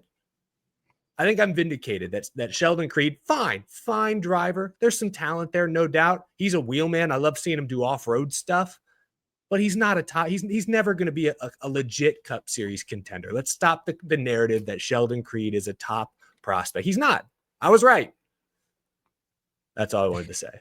Now he's going to go win this weekend at Chicago and go on a deep playoff run and make me look foolish. But how much more time do we give him to actually win a race in this series? Because at this point, I don't think we're promoting him to Cup at all. At this point, should he even be considering trying to go back to trucks with like Spire, which is similar to the GMS equipment he had when he was doing good there? I mean, I feel like if he's going to move anywhere, we'll talk about it a little later. It's probably to like the bought out Rick Ware Racing or something. When they expand, they just need to have have a Jag there, just a guy, because that's what he's really going to be. If he's a Cup guy, he's just going to be a guy. He's going to, in Kyle Busch's words, he's going to be a warm body in a seat, right? Damn. Like, well, he hasn't won. I thought I was harsh. But a lot of people were bringing this up, and like I picked him. It's like, you know what, I'm gonna take a chance at him, and even before he got wrecked out, like he was mediocre, and a lot of people in the chat like brought up the great points. Like the guy has had great equipment. He's been his with entire Gear, career. He's been with RCR. He's with Haas. He just hasn't found his way to Junior Motorsports, and maybe that's the ticket. But how much money you got? Like it's just, and I see him on this. He should not be on this graphic for like how he's performed before, the equipment he's in. He's behind a rookie and Jeb Burton. We know he's tied with Sieg. Even though there's no more Tony Stewart alliance here, we know that equipment was still good last year. There shouldn't be that big of a fall off just because of the ownership changing, at least in that series. I'm sorry, he should not be 1 point better this year than Harrison Burton. Hey, that is a Cup Series winner, Harrison Burton. Put some respect on his name. Sorry. But he is also driving a car that won the championship just 2 years ago. Yeah. I Jesus. I want to see Sheldon Creed do well because he has put on a show. Darlington last fall. That was his time. That was his chance. Ran a phenomenal race, beat a lot of Cup guys until the very end. But damn, I'm exhausted at this point asking, is this the week? Even so, is like, are you really for real for the Cup Series if you struggled this long in top equipment to win in the Xfinity Series? Like, I get there's the difference of cars and all. Maybe that's going to be the great, equalizer for him. But yeah, he's 27 years old, so he's just surprised. A guy. Fine driver, nothing special. I wouldn't be surprised if Ryan Sieg or Harrison Burton outpoints him. Like, that'd be crazy. I wouldn't. I wouldn't. And he's had bad luck, and I get that. But that team isn't. I don't know if it's a team. If like because Haas, I feel like has kind of fallen a little bit as the years went on. Points. He's winless, but Sam Mayer is second in points. Granted, he's 60 points behind Allgaier, but he is second, ahead of Hill, ahead of Love, ahead of Zilich, ahead of Quapple. Again, I will also argue. Well, one, I mean, Zilich was out with an injury for a race. Also, this is not a strong Xfinity field. That is true. This is weak compared to. I would argue compared to the last 5 years, this is the weakest Xfinity field. I will say this now, hot take if you will. This is the weakest Xfinity field of the decade so far. Oh, I think we are 6 years in. We're 6 years in. I'm glad somebody said it. No, this might be the weakest Xfinity field ever. Considering that there used to be Cup guys. Yeah, there used to be Cup guys running almost every race. This might be the worst. There's just so many. There's a lot of guys in this field like Zilich, like Love, like Sanchez, who may go on to be great, but they're all so young, so raw right now. We're getting this is such an inexperienced field. So many rookies in top rides. You're right. I think you're right, Jerry. You've opened my eyes to how chaotic this Xfinity season could be. Listen to this crazy stat. In the Xfinity Series standings, William Sawalich driving the 18, probably the most legendary number that they have in the Xfinity Series, is below Eric Almirola in points, who has started in only 7 races. Oh my God. Guess who's last in points among full-time drivers? Oh God. Oh gosh. Just tell me. I'm looking at it. It's Chris Wright. Chris Wright. I'm shocked. Yeah, totally shocked. Granted, he has. Oh no, I forgot we had that. Granted, he has the win. He does good when he hops in, but still, the fact that Eric Almirola has ran 10 less races than the 18 and is 20 points higher is insane. Crazy. Think Daniel Suarez could run better? That's what I'm saying. Heck yeah. if they get Suarez in a junior motorsport, put him back in the 19 full time, that's your champion. I mean, for real, the 19 has just become the part-time entry, anyways. If we're just call up the people from Juniper and say, hey, you wanna hop back on with him? Let's run it back. I think Ryan Truex could outrun the 18 right now. Oh, sure. But actually, how many races has Ryan Truex ran this year? Let me see where he's at here in these points. He's run a couple, right? Or maybe I'm not. Maybe he hasn't run any yet. I think he's only hasn't even ran for JGR. He's ran for Sam Hunt. He did that. He ran the Cup race for Hamlin. Is maybe what I'm thinking of. He ran one race. He's run one race for Sam Hunt. Mm-hmm. Yeah, surely he's going to run Dover. That's like his bread and butter track. Oh, they'd be foolish not to put him in there. You'd think, but I thought going into this year he'd have more races. He'd shown last year he was a competitive driver. He deserves that shot, even if it's just as an Xfinity lifer. Yeah. Why? It's literally money, right? Yeah. It's all money. We all know it. Like, this is the NASCAR Daddy's Money series right now in a lot of ways, and we're paying for it. I mean, come on. What was it? Kevin Harvick, I think it was. It's like that a monkey could drive that 18 car to victory lane. Damn. We're de-evolving. Is what it sounds like? It really does. It's like the poster for Idiocracy. Yeah. Like it's just I can't. I lived through those years watching those races, the nationwide series races, where I knew I was going to turn it on and see every week it was going to be Kyle Busch, Carl Edwards, Joey Logano, or Brad Keselowski. Or Denny Hamlin, whoever is in the 18. Like this. It doesn't make sense in my brain. I have been on this earth for over 27 years, and I found it like it's not the meaning of life that's the question that's blowing my mind beyond smithereens. It is, how is the 18 car this freaking bad? Like, I will say this, I don't know if he's the worst driver to ever hop in the 18, because Drew Dollar did happen, but Drew Dollar got the internet bullied Drew Dollar into going to college, basically, instead of racing. That's what happened. Oh my God. William Sawalich at least only has Danny here, like the sniper. Has he graduated high school yet? Well, I was gonna say only. He has six. He has 6 DNS. So you're like the sniper from Saving Private Ryan right now, Danny. Damn, you just like bam, got him. Still, I'm like, William Sawalich has he's had 6 DNS, but like he's not doing great.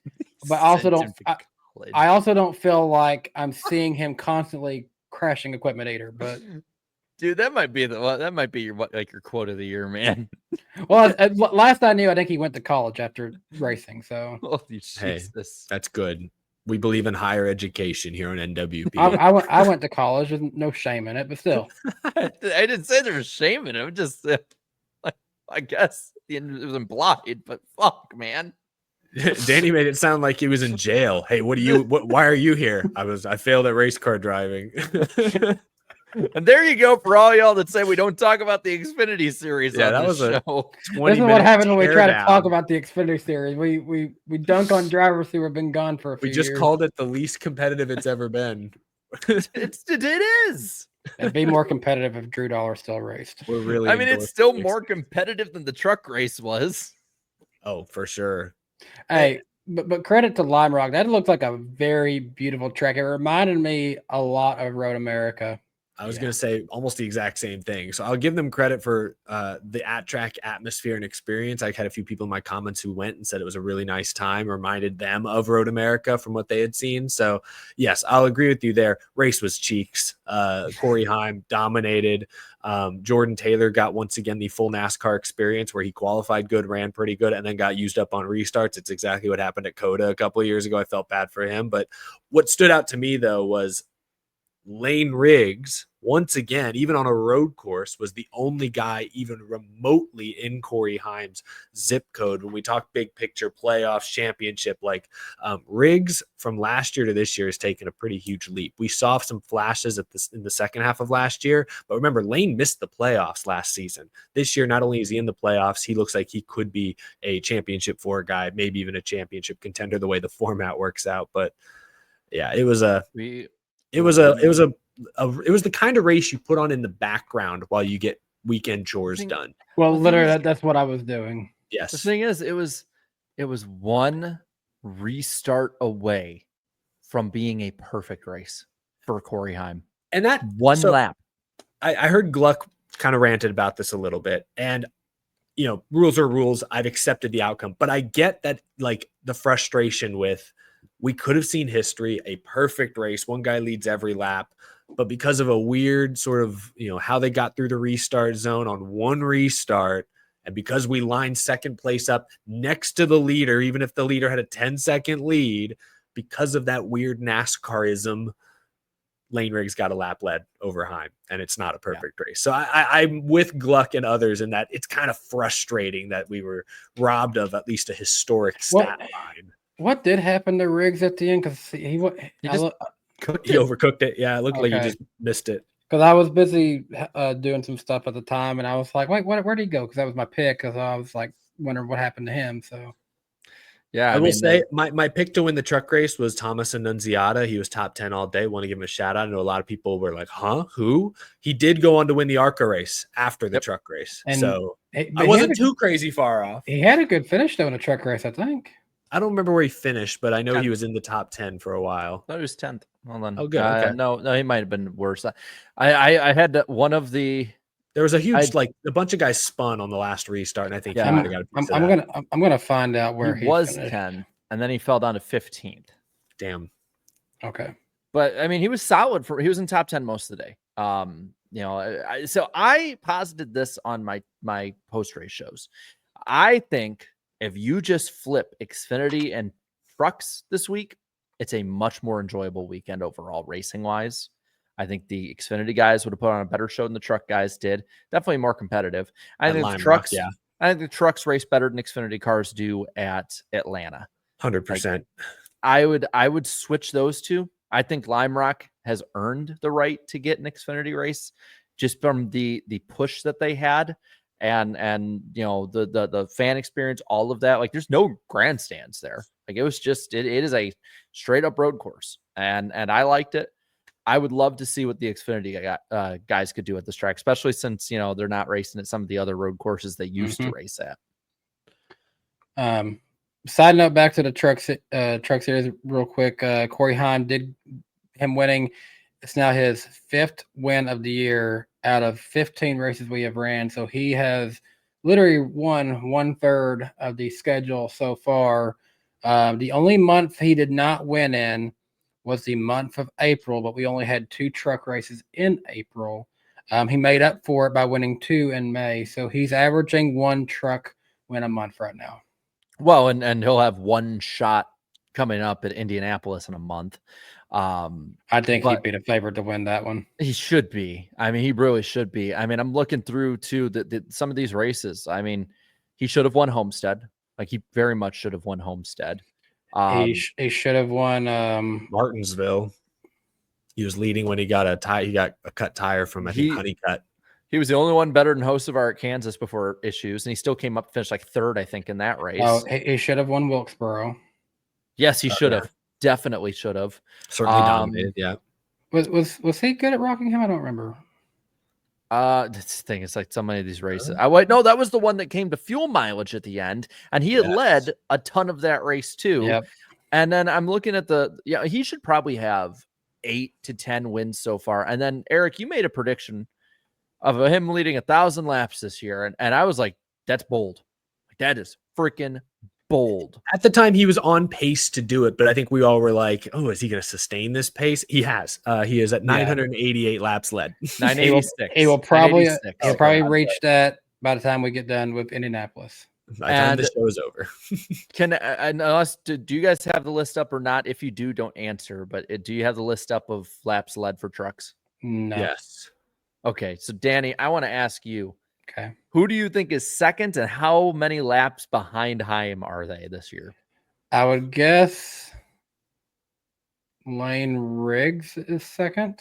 Lane Riggs. Well, Danny, that is I can't find the wrong sounder. So there it is. Danny, that is wrong. It's not Lane Riggs, it is Raja Caruth. Okay. Well, I will guess that Raja I don't have the exact number here, but approximately 700 to 800 laps behind. Oh yeah, Yeah, right. he's about 800 laps behind. I mean, it's insanity, and I can't wait since he always struggles for some reason at Phoenix, for Corey Heim to finish 4th in points this year. He's consistent. He's not consistent. He is belt to ass.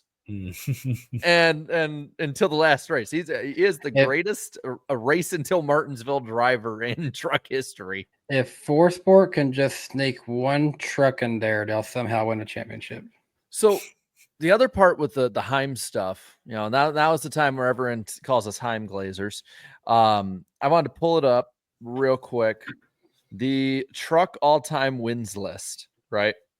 And he's probably going to be full-time in trucks next year based on the sound of it, unless he has a good Xfinity ride, which, hey, you know what? The 18 needs a good driver, or maybe Safelite can throw a few bucks at it. That's no. So he is 10th all-time. He beat his tie with Matt Crafton. He has passed Matt Crafton in truck wins, who has had a streak of races that has gone so long that, if I'm not mistaken, Dale Earnhardt was still alive on this earth when it started. For consecutive starts for Matt Crafton. Matt Crafton Jesus Christ. He is literally twice as old as Corey Heim, twice the age. I think he's more than twice the age of Heim. So I'm going to list off these drivers. Do you think Corey Heim will pass them in wins? Let's have fun with it. All right. So Corey Heim is 16. Keep that in mind. Greg Biffle and Ted Musgrave, 17 wins. Yeah. He'll get them in about a month. Dennis Setzer at 18. Yes. 2 months. Todd Bodine at 22. Yeah. Yeah, especially if he's there next year. Yeah, I'm Johnny thinking Sauter. Johnny Sauter at 24. Yes. Yeah. Okay. Jack Sprague and Mike Skinner at 28. Okay, now it's going to be interesting. Now he's got to have a good year this year. He's got to be good next year. But I think he will. I think if he runs full-time next year, he will. And then I'm going to say yes, because he might still jump in some races part-time. And I don't think he's going to beat Kyle Busch's 67 or Ron Hornaday's 51. No. I hope he doesn't beat either of those records. No reason. Well, I mean, there should be no reason Kyle Busch should have that many in the first place, but he does. So you guys made a legitimate argument that by the time he gets out of this series, he will be top 5, possibly top 3 all-time in truck wins. And I think he's going to continue the pace he's going on personally, even if the truck field gets more, competitive and all. Like, I could totally see him winning 5 more races this year, which would put him at 21, right behind Todd Bodine, and then winning like 8 races the next year and having 29. He could probably reach 30, in all honesty.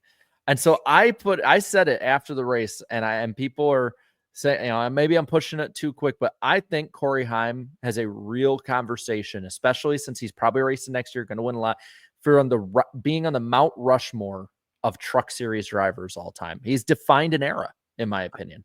Oh, I think so. Yeah, especially if he continues to win at the rate he has won so far into next year, I would agree. He absolutely has. It's crazy. It's wild to think of a Mount Rushmore with Mike Skinner, Ron Hornaday, their grizzled faces, Kyle Busch, and then you have 20-year-old Corey Heim. He's 22 years old. I know we're all like, he needs to get the cup. He needs to get with like, he's actually theoretically he's fine. He's just 22. Yeah. Well, and so I would say Kyle Busch, Ron Hornaday, those are the locks. But then it's a real conversation of Skinner, Sprague, Sauter, Bodine, and I would say at this point, with projecting out, I think Heim enters that conversation. I know championships are different now, but I think he's got to win a championship to sure be on that Mount Rushmore. Even though it's different, we know there's Hocevar took him out of the first one. Like there's asterisk, whatever you want to say. He's got to win one. He has to have one on his resume. Yeah, or else he's gonna live up to that number 11, be Denny Hamlin of trucks. I'd say it's fair. I think it's a very good argument too, and then I tend to agree. I just realized we have not even talked about this part yet. We can glance at it. Yeah, the crazy thing is Thor Sport right now has 1 truck in playoffs, and they're 10th. Ty Majeski. I don't know what's going on there, but rough. I think that team is just on a downward slope, and if they don't at least call the people at Ram, I'm shocked. You're like, I'll forward their information to them. Well, and there's 3 races to go. and I believe it's, if I'm not mistaken, it's IRP. Is it, and then Richmond's one of them. What's the other one? Is it Watkins Glen? I'm trying to pull it up, but it's taking forever. The rest of the truck schedule is IRP, Watkins Glen, Richmond, Darlington, Bristol, and New Hampshire is the cutoff race. No. There's 3 races left, Danny. The Richmond's the cutoff. That's the cutoff. Yeah. So it's. Oh wait, sorry, I'm bypassing, and okay. That's the first round. So we got 2 short tracks and a road course. I'm not gonna lie, I could totally see Corey Heim winning all 3. Oh, he's gonna lead the most laps in all 3. That part I could almost Yeah. make that a prediction tonight. I think that's a hint. This is your field. I don't see point. And if another winner happens, neither of those top 2 are getting out. Like I think we're pretty much set. I think it's gonna be one of the most boring points battles unless Majeski has just a catastrophic fall. If the only one I'll throw out there is Connor Mozak has been a decent road racer. Yeah. He could shock the world at Watkins Glen. That's the one upset I might be looking at. I feel like if we see a random winner in trucks, it's going to be Watkins Glen, but it could be like a part-time ringer who just shows up. Like, what if SVG gets a truck ride or something like that? Oh, we just we crossed the threshold, by the way, for those listening later on or live right now. We are now cooler in the garage than the outside temperature. 85 compared to 86. Hang the banner, Jarrett. You like that? I haven't actually said that tonight. Danny's been the one saying it. You don't have to say it anymore because I know when you're thinking it. It's in your eyes. I should make that shirt soon though. Somebody made a good design and I think I'm gonna roll with it. Maybe in a different design, but the wording, it said finish 27th, didn't wreck, hang the banner. And I'm like, okay, we might be making that shirt pretty soon here. Yeah. Man, that was a weekend, man. Yeah, good weekend of racing. All 3 series had a show this weekend, and yeah, I guess we can take 3 minutes to talk about the super chats. You guys have been pretty generous so far tonight. Appreciate everyone's support. But yeah, we'll get started here at the top. And Jarrett, if you'll time me. Gotcha. Urban Alvarado starting us off. $9.99. Appreciate that, Urban. Bracket destroyed. Well, NASCAR, you just experienced every normal sports fan in America feels when March Madness and college basketball feels when upsets happen. Welcome to pain. Cue salt mine scream. Dylan, appreciate the $4.99 from you. Being an RFK fan is fun, but so frustrating. Yeah, I can understand. It's probably great there for a little bit when Chris Buescher was winning all those races a couple years ago. This is fun. We're having fun. Okay. Hunter Nixon Fishing, always good to see you. Appreciate it. $9.99. Talk about his home track. I've defended the new Atlanta for years now. It reminds me of old school Daytona. I've been to 3 of the last 4 Atlanta races. Some of the best racing I've seen in person. I agree. I haven't gone to the summer race, but I went in 22 and in 23 to the spring race, and it's a great show to see in person. Alex Luck, appreciate the $10 from you. Happy 88th birthday to King Richard Petty. I remember having a tip of the hat exchange of him at the 2023 Darlington Throwback race. Same race you guys sponsored BJ McLeod. Also met you guys. That's awesome. I don't remember if I saw Richard Petty there that weekend. Did you guys see him? I've seen him many times before. He's hard to miss. That was the top cool. 75 stage, right? Oh yeah. It would have been that same weekend, yeah. Alex left again with a very generous $50. Really appreciate that, Alex. You guys don't have to ever support us like that, but the fact that you guys do, it's insane. We never take that for granted. Thank you very much. He said, I think NASCAR knew what they were doing when they made that tournament. They were hoping for the big crash so everyone's bracket fails and they wouldn't have to pay $1 million. Insert the Drew McIntyre. I prayed for this and it happened meme here. The wrestling fans will get that. By the way, we're going in the last minute here. All right. A minute. Roman numerals 3, just I appreciate the $5 from you. Eric been huffing the cinnamon toast crunch candle too hard with his Ty Gibbs ranking. Also, if not covered in the lightning round, high limit racing will be going to FS1. Yeah, they have Oh, an yeah, that's FS1 right. race coming up. Yeah, did you guys see? I have had this for like years. I forgot I had it on my shelf in the corner. I have a cinnamon toast crunch scented candle I bought at Target. Smells just like cinnamon Yeah. toast crunch, and so I pulled it out for my video because I was like, Chris Buescher in the cinnamon toast crunch car. I had to Buddy. make it my thumbnail for my post race too. It's a good looking car, and I had a good prop for some prop comedy. What pulls it all together is a spoiler. Eat my Cinedust. It's great. I bought the Yep. T-shirt. Hopefully, it gets here soon. I need to wear that. 4th of July would rock that.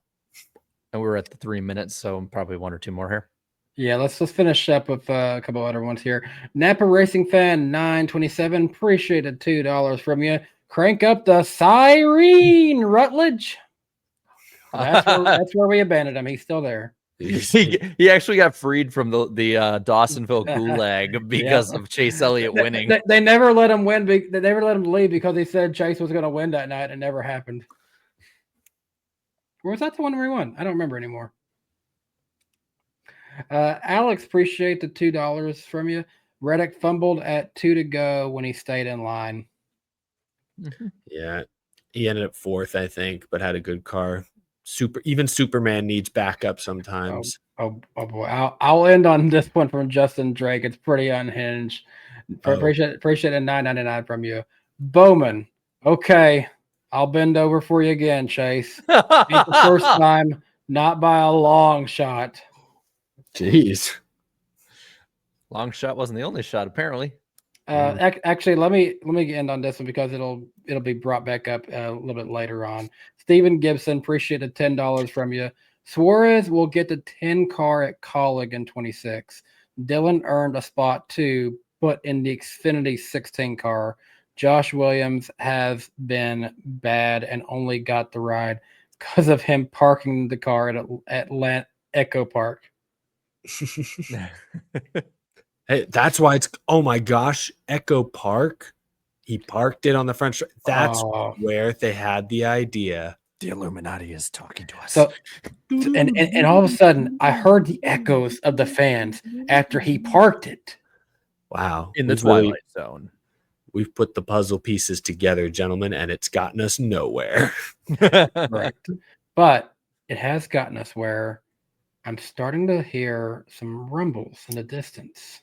Thunder. It's the lightning round. Woo! Yeah, it is the lightning round. Some stuff coming up this week. Of course, we have the re-upload channel that we put everything up on after we're live. So if you ever miss it, there's that there. Chris Gabehart will be on the pit box with the 54 to help Ty Gibbs perform better. And Jerry Bruckheimer has confirmed Days of Thunder 2 is happening in the works to entertainment tonight. If you don't know, he's the one that's going to be producing it. So very good. He's produced a lot of big hits, including obviously the F1 movie, my favorite trilogy of all time, the Pirates of the Caribbean trilogy. Big Jerry fan over here. Did he do Castaway? He might have. That would have been earlier. I'll look it up. I love Castaway. I got Wilson at home. Wilson's, I believe, sitting on my TV stand at home.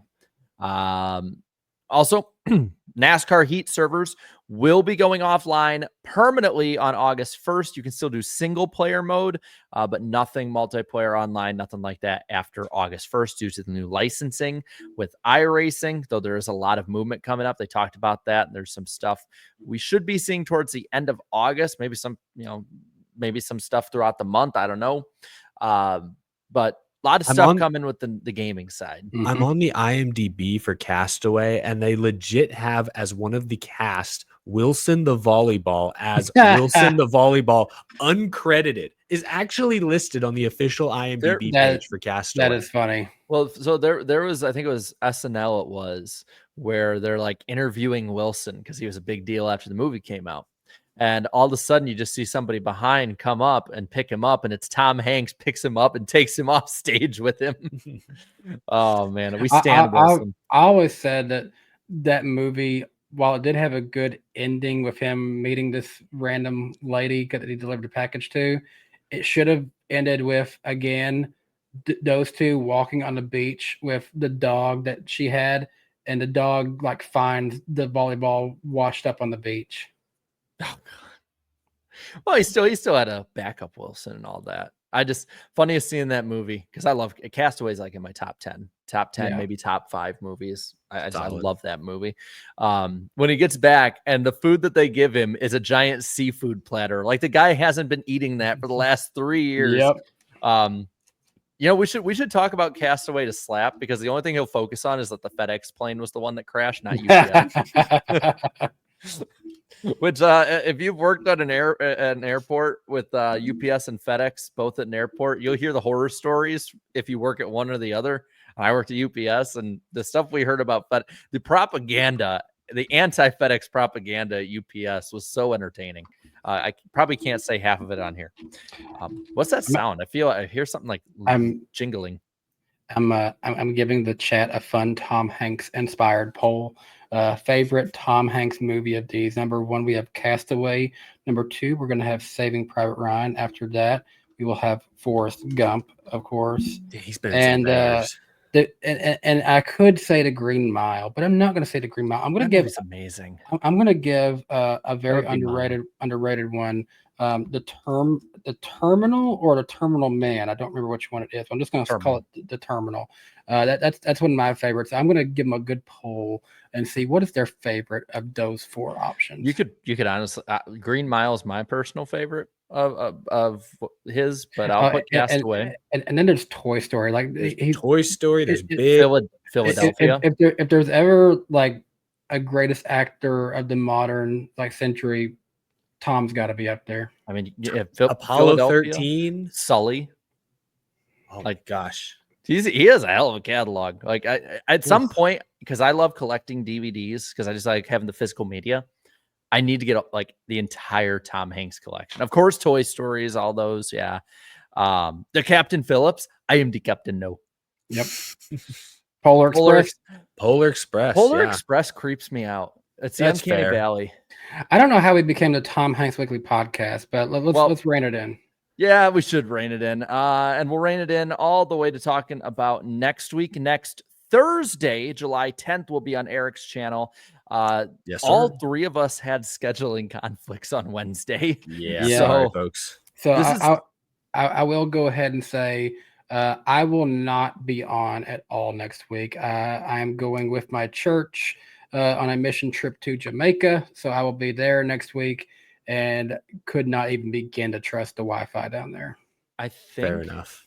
This is the first time in 8 years the 3 of us have all not been able to make a Wednesday work. It's always one of us or 2 of us, but never all 3 of us. If for some reason we're in the hotel and I'm like, let me just try. I might try to hop into my phone, but I doubt it'll be good. I might disappear. Hey, man, it's been 4 days in Jamaica, man. It's Danny Ballbuster talks. Look, I've got this redneck twang. A few days in Jamaica, I ain't going to change that. Hey, man, it's in Jamaica. I don't know how to combine the 2. Yeah, that's good luck. Howdy, y'all, man. Howdy, old man. It sounds like me, the Grim Reaper. And now it sounds Italian. Very stereotypical. Oh man! All right, but yeah, I'll be in Jamaica, being good at the church. I don't know if Eric's allowed to say what he's got going on. I already forgot. What the fuck? What am I doing Wednesday night? I totally forgot. Let me check my calendar. That was the lightning round. I had a good reason why I couldn't make Wednesday. Oh yeah, that's right. I'll be in North Carolina doing something kind of fun that I'll share with y'all eventually. Eventually. I just realized, better make sure I don't miss my flight. Well, I mean, I guess we can move on since I ended prematurely the lightning round. Let's talk about who is going to buy Rick Ware Racing's NASCAR operations. Before we talk about that, how the hell do you pronounce his last name? I'm gonna say Poocher.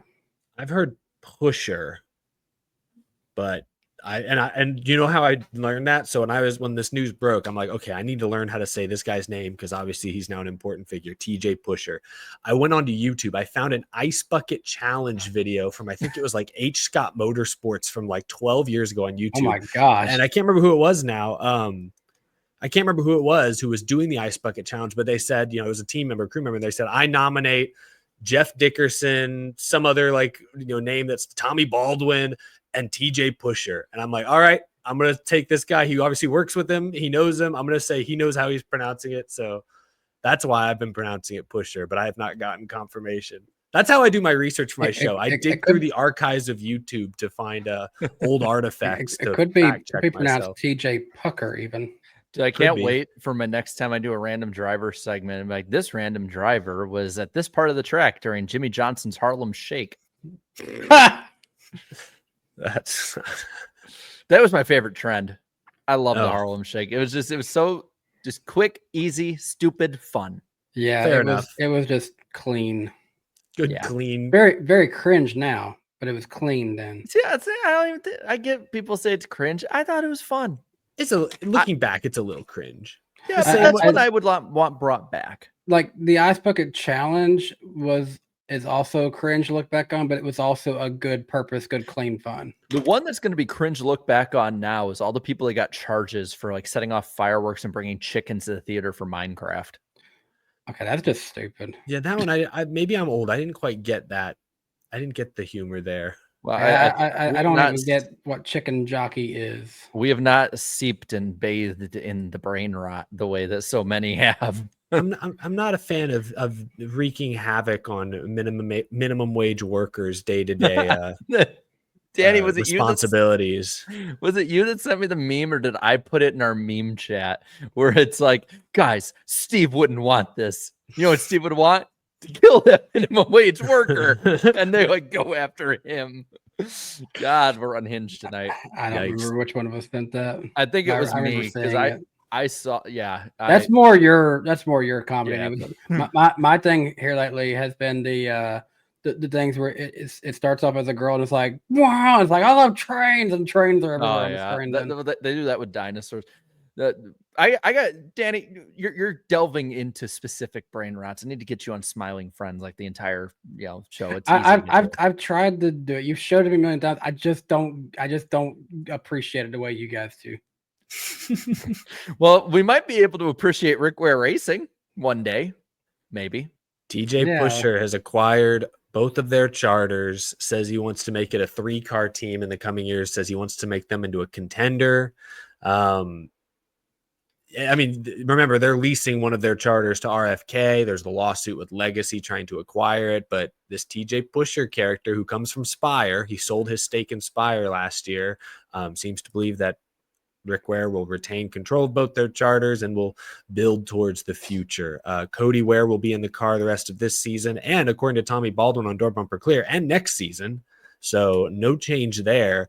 Yeah, I don't. My read on this is more of a business deal than anything. I don't really buy any of the we're going to be more competitive nonsense. I mean, they've committed to Cody Ware for 18 more months, and looking at TJ's history, he was part of Spire when Spire was more about flipping charters than they were about actually, contending on the racetrack. It was once, large ownership groups bought in that Spire got more competitive. Well, how do you think those ownership groups bought in? They bought out TJ Pusher. So he's never been a part of a contending. I shouldn't say never, because I don't know his long history. Maybe 20 years ago he was, but in the last 10 years, he has not been part of a competitive Cup Series organization. So to me, this just feels like under new management until a billionaire or a massive ownership conglomerate comes in and buys the charter for themselves. Yeah, it's kind of how I'm going with this. I mean, the fact it's rumored they spent $100 million on it, or like the group did or whatever. And, the fact they want to they literally have talked about like pumping up the value of the charter and then talked about how it needs to be higher. And it's like, yeah, I feel like that's a thinly veiled, like, hey guys, just saying, you get the right price, we're for sale. Yep. It's so interesting. Like, none of these teams open their books ever, except for the few now that are being forced to by the courts in the whole antitrust case. But like, they don't open their books. So it's like, you can say this piece of paper is worth whatever you want, but like, how true is that really? Mr. Downforce, sell me a pen.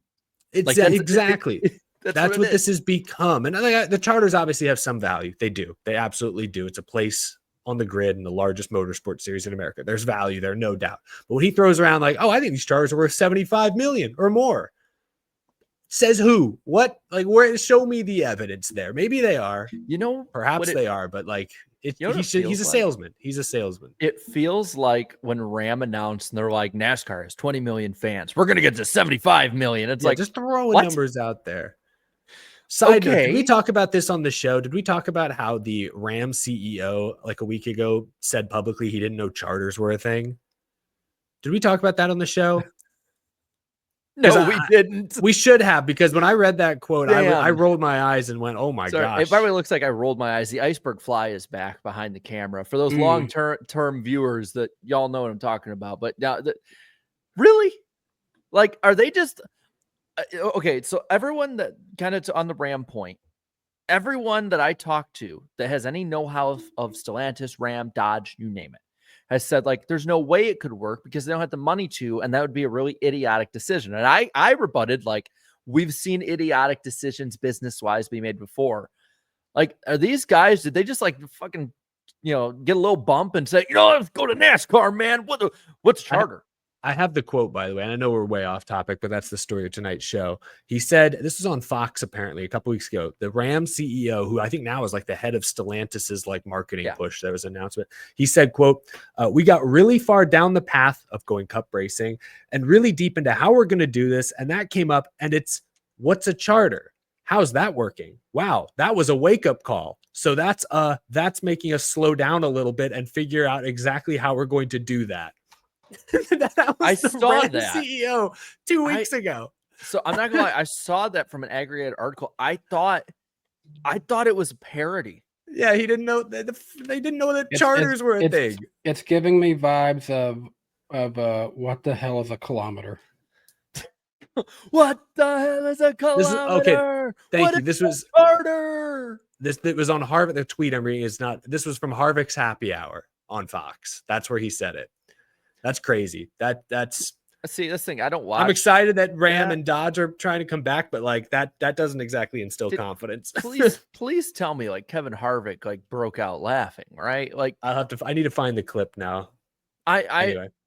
But that's like it feels like it's the same vein of like, we're just in this to make a quick buck really quick. We're gonna throw out random shit, and whatever sticks on the wall, we're rolling with it, baby.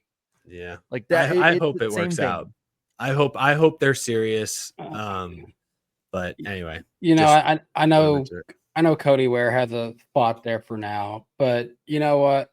Just a few short years ago, Spire Motorsports, Corey LaJoie was their best driver. They had guys going in and out of the 77. Landon Castle drove for him for a little bit. Ty Dillon was a full-time driver. So I'm not going to look into that too much. This is just a starting point to a new group. Yeah, maybe other people will come in, join the team, and they'll will start to invest in it and make it a bigger thing. It's possible down the line. I just don't see that happening in the next year or two. I think they're going to be kind of stagnant for a while. But hey, to Cody Ware's credit, he gets a commercial with Arby's. Good for him. He did. I just hang the banner. And the meats, because Arby's got it. I don't want to hang the meats, but yeah, sure, the banner will be hung. Where was I going? Danny B. Ballbuster here is is derailing me. The thing with the purchase, like $100 million rumored. Like, there's nothing out there, and we probably will never get the actual number. But if that is the case, like, how much of a say does Rick Ware really have after that? Like, is Rick Ware Racing really valued at the point that $100 million did not get you full ownership? Like, even if it's 99 to 1%, like, how much real say does he have? So why would you really keep Cody Ware there outside of like, oh, I guess we'll keep him in there for you, buddy. You've been a good sport with this. That's part of the deal. Like, that's all I can think. Some have theorized, and I don't know that I buy this, but some have theorized that this purchase was kind of, I don't want to know what the right term, like what the slang term would be, but this really was just the purchase was solely to somehow weasel their way out of this legacy lawsuit. Like, because Legacy's deal was with Rick Ware, well, now Rick Ware Racing doesn't exist. That's TJ Pusher's. I don't know how that would hold up in court. I don't know the details, but I've heard some theorize that maybe this is just sort of a way to get out of that situation. Could be way off base there. Maybe they truly have a plan to build this business, to get more competitive, maybe to sell the charters in a few years to the highest bidder. I don't know. But I guess I'm just kind of skeptical in the short term. I feel like it's going to be business as usual, just with a slightly different name. It's just how they've talked and acted about it to me. Mhm. That's where I'm like, I can't take it serious right now because they don't come in and they don't sound like a serious team to me at this point. Like it sounds like I said, just flip it. That's what it sounds like. Who is a serious team, though? The team who had to make a very, very hard decision this week. And that's Trackhouse Racing, announcing that they are moving on from Daniel Suarez after this season. I don't think it was that hard of a decision, in all honesty. Well, it's hard. hard. It's hard to extent Business-wise. that was their very first driver. Let's say business-wise, sure. It probably wasn't that hard. I get maybe personally, sure it was, but like Daniel Suarez, yeah, he's there as like that monumental piece of the organization. They're not buying a fourth charter just for Daniel Suarez to stay. Well, they can't. I mean, they can't have him with the new agreement, but like, oh, you're right. Sorry. Sorry about that. He's the thing with Daniel Suarez. I looked back at his results, and he's run the same outside of Gaunt Brothers. He ran worse there because no one was going to make that team good. But like Joe Gibbs Racing, Stuart Haas Racing, Trackhouse, he's ran the same at all of them. So it's like this is peak Daniel Suarez is getting maybe 12 top 10s in a year, and he'll maybe like sneak a win if the stars align. Whereas the upside of Connor Zilic, who we're all kind of assuming is going to be the guy put into that car, is like he could be, and tell me if you haven't heard this one before, the next Kyle Larson. Yeah, I think the writing was on the wall for Suarez really going back about a year ago when they signed a 1-year extension. Like that to me told me, okay, the team does not have that much confidence in you anymore. Zilic is evolving, is progressing. He's won 2 races this year, including one on an oval with Dale Jr. on the box. Like he's, I think we talked about this on the show last week. An extra year in Xfinity wouldn't do him any harm, but I also think he's ready at this point to start learning the next gen and just getting that repetition, getting that experience. I think he'll struggle most likely outside of the road courses, but I think he's mature enough to handle that responsibility. So as high as his ceiling is, yes, it's cliche. He could be as good as a Kyle Larson one day. You want to get that guy experience as soon as possible because I think Suarez has hit his ceiling. To your point, he's done the same everywhere. There's also the unfortunate reality of what Dirty Diff says. Zilic could be the next Ty Gibbs. We could be hyping it up now, and it could take him a while. But on the Suarez, it could. I'll say on the Suarez front, like one of the things I was thinking about this when it happened, like, oh, this is probably meaning it's a rough ride right now with Trackhouse Suarez relationship. Complaining about and then having your wife bitch about your team to Netflix over and over again probably is not going to make some owner go, that's the guy I want. I want to hear just like an NFL player who's like I remember Adam Thielen for the Vikings. Like Thielen wouldn't say anything, but his wife would constantly complain and complain and complain and complain. And it's like, that's Daniel Suarez's wife. It's like she's going in front of Netflix, finding like, where's the camera? They are not giving Daniel what he needs. It's like, shut up. Well, and even Suarez, I mean, a few weeks ago, maybe the decision had been made by then, but at Texas, he was one of the drivers who's like, yeah, we need more speed. Like just as simple as that. The speed is lacking. Everyone from like doesn't Chastain also talking about that too? Like, yes, he did around the same time, but like Daniel also said, like you didn't hear SVG saying it, I guess. New guy on the block. He's not going to go out there and risk saying anything, risk hurting any relationships there. But, no, I just think Suarez, best equipment or not, he's not good enough, frankly, to justify holding onto that seat when you have a guy who could be as good as Larson one day waiting in the wings, ready to go. Cup-wise, he's like, if you're looking like the screen, like this is Kyle Larson, right? And this is Cody Ware. This is Daniel Suarez. He's roughly going to be in this range. And that's not a bad driver. He's a really good race car driver. To be a middle-line Cup guy means that racing just about any other stock car driver and similar equipment in the world, you're going to kick their ass. He did in Mexico City. Yeah. In the Xfinity Series. And that's the thing. I think Danny, like you can, if you want to like lead in on this one, because I think you and me are on the same wavelength of what we think probably should be going on with Suarez here if the stars align for it. Yeah, I think we saw a little taste of it in Mexico City of him hopping into 9 car and got the win. He has a championship in the Xfinity Series at this point, and if it is most understood, most likely it's Delicious going up to the Cup Series, why not just ride swap and have Suarez go, be a lifer in the Xfinity Series with a great team? At this point, I'm struggling to remember ages here. How old is Justin Allgaier? He's got to be close to 40, right? He's 39. He's 39 years old. So Mhm. he's, realistically not going to be in this series for much longer. Daniel Suarez. He's 33, I think. I'm acting like he's so much older. He'll be 34 next year. But still, there's a 6-year gap. That could be 6 more years where Suarez is eventually your number one veteran guy. If that's the case, then yeah, he'd basically be I would say closer maybe to an Elliott Sadler would be probably a closer comp. But True. like the thing is that if he performs really well, puts his name out there, gets that, good grace and kind of the bad, taste out of this year, 2026 silly season is mounting up to be a lot more active, and you can push yourself in by taking that gap year more than maybe somebody else could this year. And I'm Good point. I'm just throwing that out there too. We saw JRM make the Daytona 500 this past year, Justin Allgaier. We could possibly see them once again want to run a Daytona 500. Maybe Allgaier, but maybe a Suarez. Maybe at some point, maybe not next year, maybe the year after, we might see 2 JRM cars show up to the Daytona 500, and Suarez and Allgaier could work together.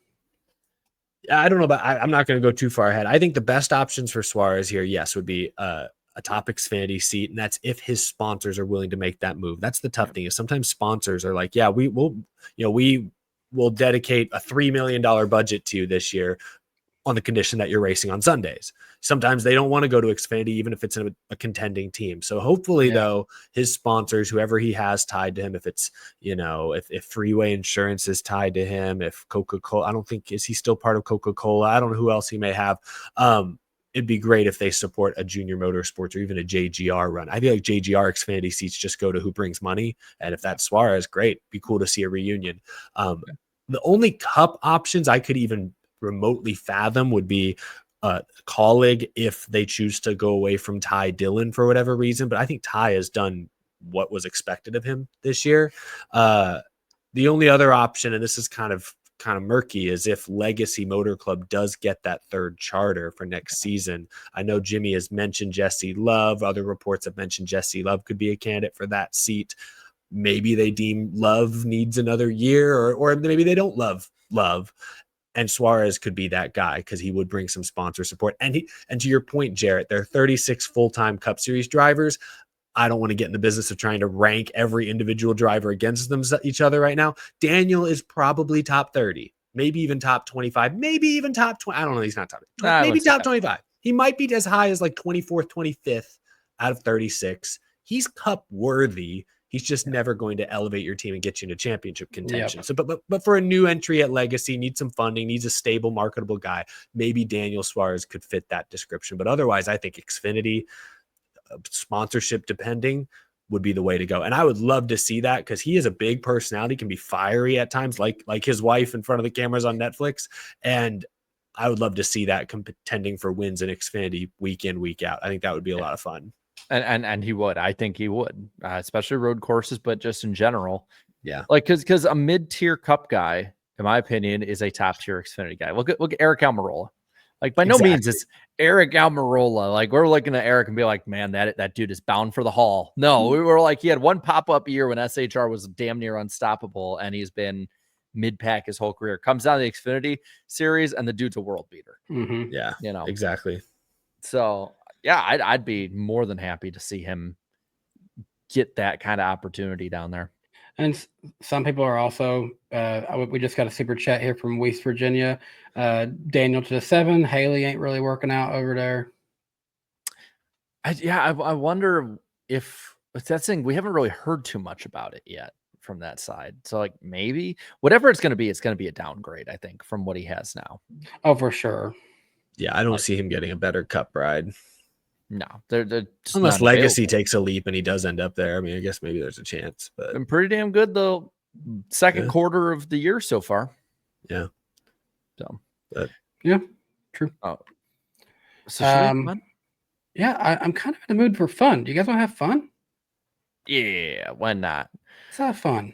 All right. Well, let's get this thing. Let's get our predictions. How about that? So I got some good ones. I don't want to do this. Each host will make 2 NASCAR, motorsports, or show-related predictions. Predictions are kept track of in our accountability session we're about to go into, and we'll try and keep them concise.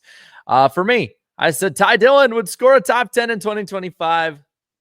Ty Dillon, the GOAT. He came through. I also said that the Atlanta summer race would be under 90% positive for the Iceberg poll. It was 92% positive. I also said RCR would lead 75% or more of the Atlanta Xfinity race. I'm pretty sure they only led like a lap.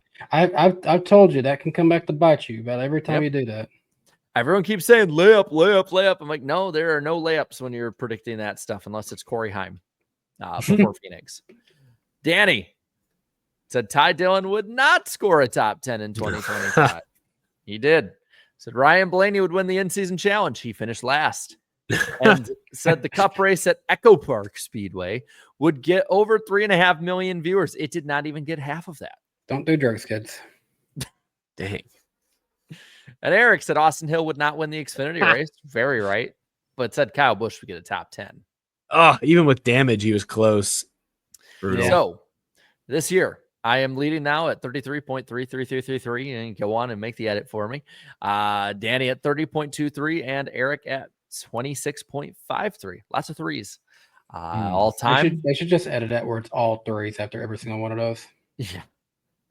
All time, I'm leading 39.84%. Danny at 30.71 and Eric at 30.13. Get me out of the basement. Welcome back into the 30s. I think you were below it in all of them for a little bit. Yes. All right, so I'll lead us off here. Lane Riggs will win the truck title. Wow, that's a big one. Okay. Wow. Okay. I'm gonna make it now in July. I think he's the only one that can compete head-to-head with Heim, and I think that the ones that are generally better at Phoenix than he was last year are probably not going to be better this year. Good point. He doesn't have to deal with Majeski, most likely. It's early to say that, but so now since you've went in on that one of us at some point, me or Eric, has a chance to think about saying the same for Heim. But I'm not going to right now. SVG will lead the most laps in both races this weekend. I thought about making a very similar prediction. Instead, I'll do a Chicago one. I believe for the third consecutive year, rain tires or wet weather tires will be used in the Cup race this weekend. So I believe it's the Grand Marshal this week is Northern Illinois, Chicago legend Derek Rose. D Rose. I grew up. I don't have many basketball jerseys. My dad gave me his Michael Jordan ones. The only one that is solely mine is a Derek Rose jersey. I was a Derek Rose diehard. I remember hearing about him when I was growing up in the local area, and you know how he was kicking ass in the high school scene. So we'll see him on screen. Might be waving the green flag. I can't remember which one it is. Derek Rose will be there, which is a big deal for Chicago. I think I was originally going to say a Chicago sports player. I think they will interview Derek Rose on the broadcast at some point. There will be a D Rose interview at some point. I don't know how they'll do it, or if they'll maybe have him in the booth at some point or something. But could they get him and Michael together at some point, maybe? Oh, that'd be amazing. That would be amazing. I think your prediction had a much better chance of coming true, Jarrett, before TNT lost the NBA rights to ESPN and whoever else. That's true. But yeah, you still got a shot. See, so obviously Michael Jordan, the GOAT, there's no beating him for Chicago, in my opinion, in general. But like Derek Rose, I lived around the Northern Illinois area, was around Chicago. I went into Chicago during the Derrick Rose run a bunch of times. And like if you wore a Derrick Rose jersey, like you're the most popular person on the block. Like I can't explain how important he was to the Chicago sports scene and Chicago fans and just the area, the state line area, like how important he was from like 08 until he got hurt. Like he is beloved in this city. It's a good one. Mm-hmm. Let's see. Number 2 for me. I'm going to copy one from Eric for last week and say Kyle Busch will get a top 10 this weekend. He has an average finish of 7.0 at the street course. Okay. I'm going to do this. I teased this one earlier. Did I lag out? No, you're good. You're just ventriloquisting right now on my end. He might. Oh, no, I think he's there. Yeah, you guys were kind of in slow motion. Am I here or not? Okay, I'm Now going to. I think he's on like a delay, Jarrett. Yeah, I'm so We're far like behind. we're looking at like past Danny right now.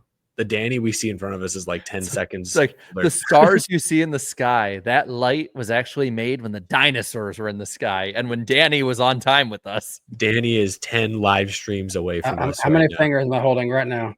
5. 4, including your without including your thumb. Okay, there's still a little delay here. Oh my Okay, gosh. anyway. All right. Well, my final prediction. I'm gonna refresh and just see if that helps. Okay, we'll see you in a moment, Danny. My final prediction, I teased this earlier, but I'm going to make it. Fresh off upsetting the number 1 seed in the tournament, Ty Dillon is going to beat Brad Keselowski head-to-head this week. Oh, my God. Yeah, I kind of hope it happens. I kind of hope it happens. I feel like he's got to do. I mean, I don't know that either. I mean, I know Brad's not a great road racer. I don't know what Ty Dillon's road course numbers look like, but anything can happen. Anything can happen. Well, it's going to be a lot of fun. I can't wait to keep track of all of those ones this weekend on. And I think Danny's rejoined the living. He's a little grainy, but he's good. Right, Danny, good. are you with us? Yes. Are you hearing me 5 seconds later? No. Nope. We're good. All right. You're just in time for the other fun segment we have. Put the chat away. It is Just in time to leave. It is time for Random Driver of the Week. Week.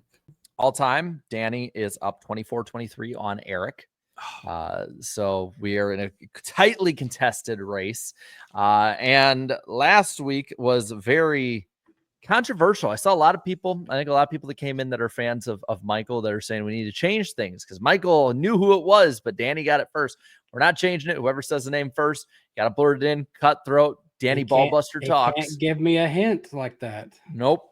It was a rookie mistake, and I guarantee he'll never make it again. But in saying that, Danny has 2 in a row with Angela Ruck and last week's Bobby Dale Earnhardt. Eric has Christian Fittipaldi 3 weeks ago, and then the end of my reign was Hut Strickland and Chase Briscoe. I think I got that one wrong. I think I wrote that one. I think Eric. Eric definitely got that because he got him off of the weight part of it. So Eric has Briscoe and Fittipaldi, and then I had Hut Strickland. All right, are you ready? I see where the chat is going nuts already on this. Have they gotten it yet? Wild, they did. Not collectively. Wow. What does that mean? Wow. No, I mean, some people might. I don't know. It's a hint. Okay, that's big. Okay, so this must be a name brand. Just saying. Well, I mean, Joey No Name over here. I was about to say, look at the people they're guessing. I'm like, well, no, I can't. Yeah. Let me look at it. The chat. Who the hell is Dre Dollar? Hey, they're bringing the Kale Gale back, even though we already did that one. All right. This random driver began racing at 5 years old. A lot of drivers these days do, yes. Yep. All right. This random driver quit racing at one point They were for being trashed. bored. I'm tired of this, Grandpa. Yep. They were bored. Mm-hmm. Wow. This random driver also now nowadays owns a car dealership in North Carolina. That does not exactly narrow it down. Yeah, a lot of drivers own car dealerships. Yeah. This random driver is a current member of the Clinton Foundation, What the? owned by Bill and Hillary Clinton. Make of that what you will. Politics. Cars. This random driver once competed as a cross-country runner. That's a hint. This random driver ran in Chevys, Pontiacs, Dodges, Fords, and Cadillacs during their racing career. Okay, a little old school. They didn't go into Toyotas. Nope. But they own a Toyota dealership. That's the plot to no, I'm just kidding. This random driver started their NASCAR career in the Xfinity Series for Hugh Connery Racing. Hugh Connery. Do you know who Hugh Connery is? Me either. That sounds like a actor. Maybe I'm thinking This of Sean random Connery. driver's first NASCAR sponsor was Outback Steakhouse. Oh, That's it. That's recognizable. That was their first Cup NASCAR sponsor. Wow. NASCAR sponsor. Yes. not Cup. Okay. Yeah. First NASCAR sponsor. Okay. This random driver has run in the Rolex 24. so maybe they got some road course experience. This random driver graduated to the Cup Series after only 3 wins over 2 seasons, finishing 4th and 11th in Xfinity Series points. So they had promise. Yeah. This must have been a hyped up prospect. Overall, this random driver has 5 career Xfinity wins. Just watching the chat. Have they gotten it? Have they narrowed it down? Yeah, they got it. Oh, good job, chat. A lot of them do, at least. This random driver at one point, due to harassment, had to vacate permanently one of their houses. That's not good.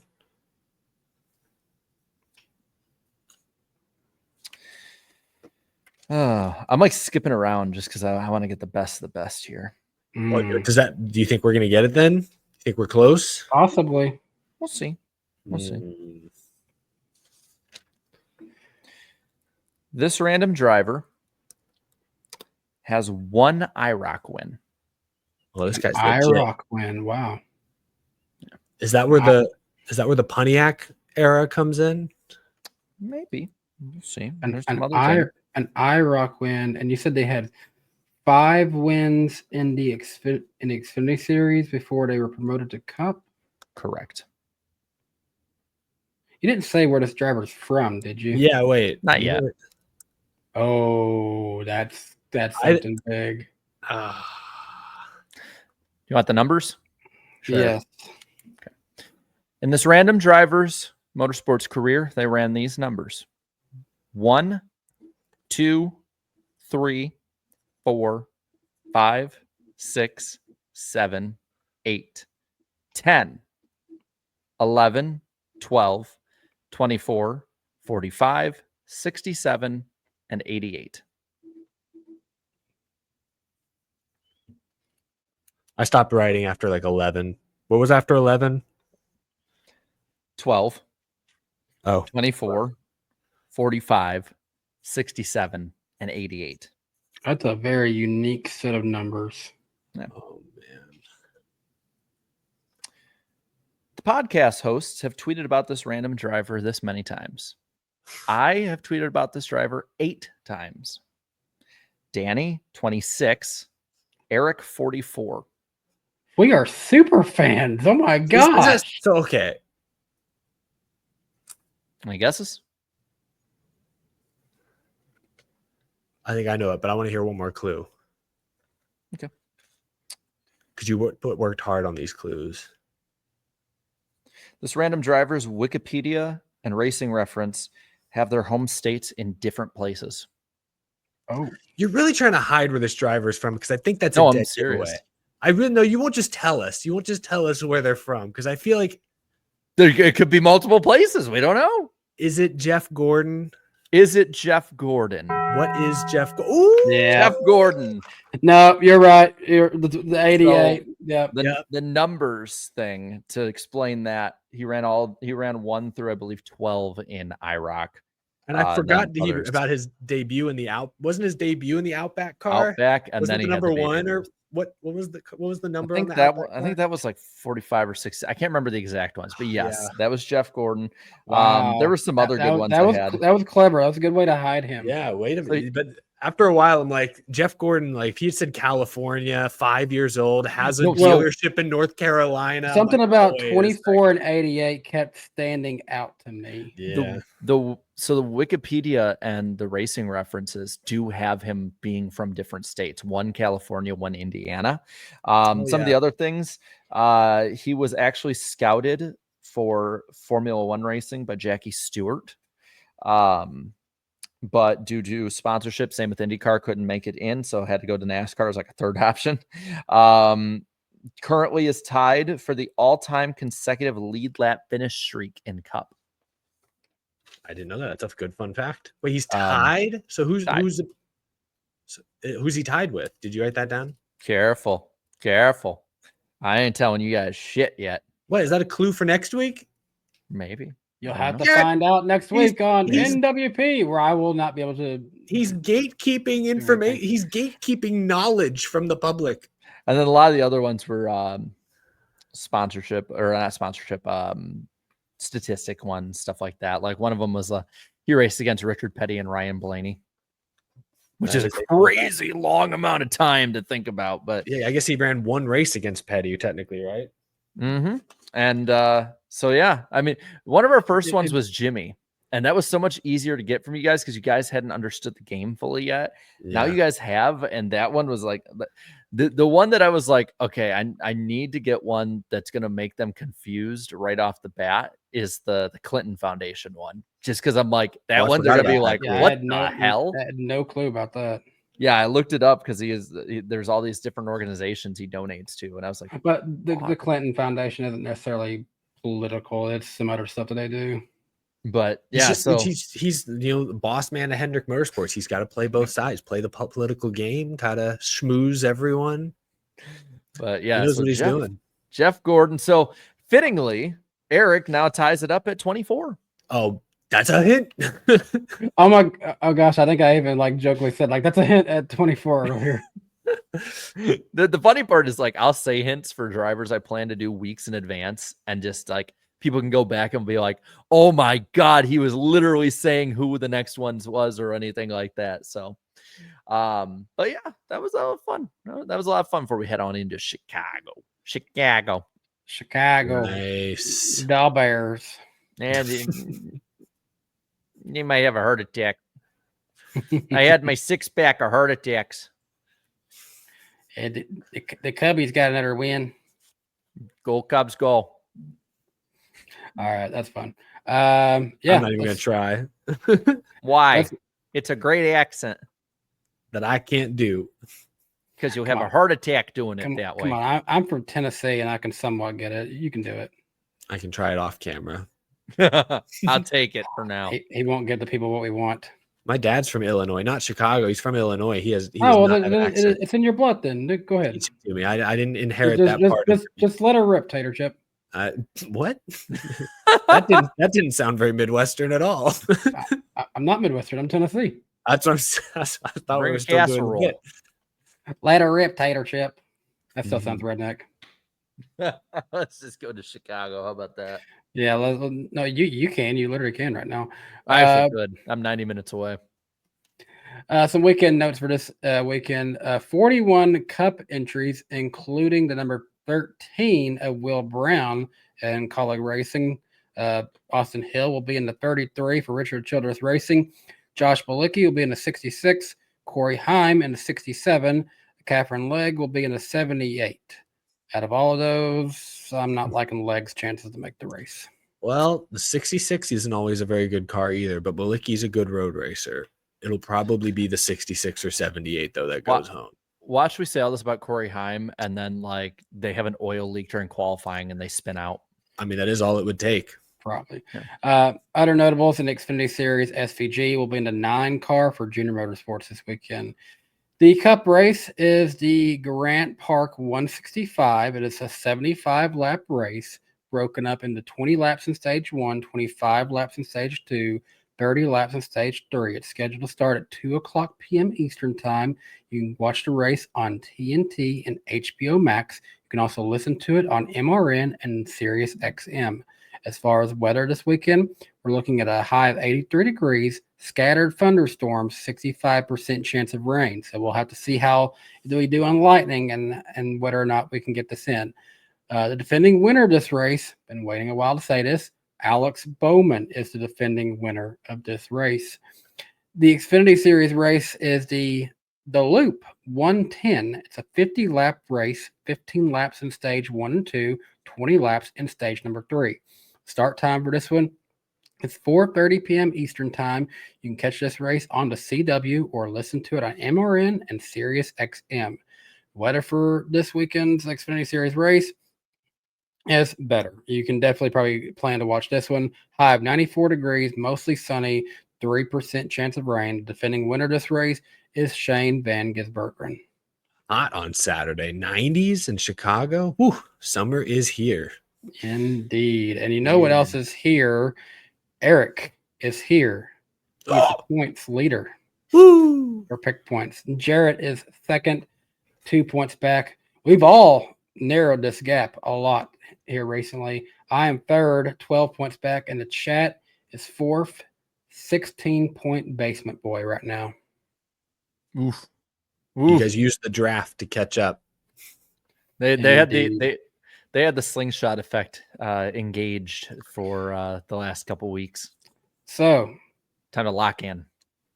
Chat, who is going to win the Xfinity Series race? I think we already know who they're going to go with, but it's going to go by very fast.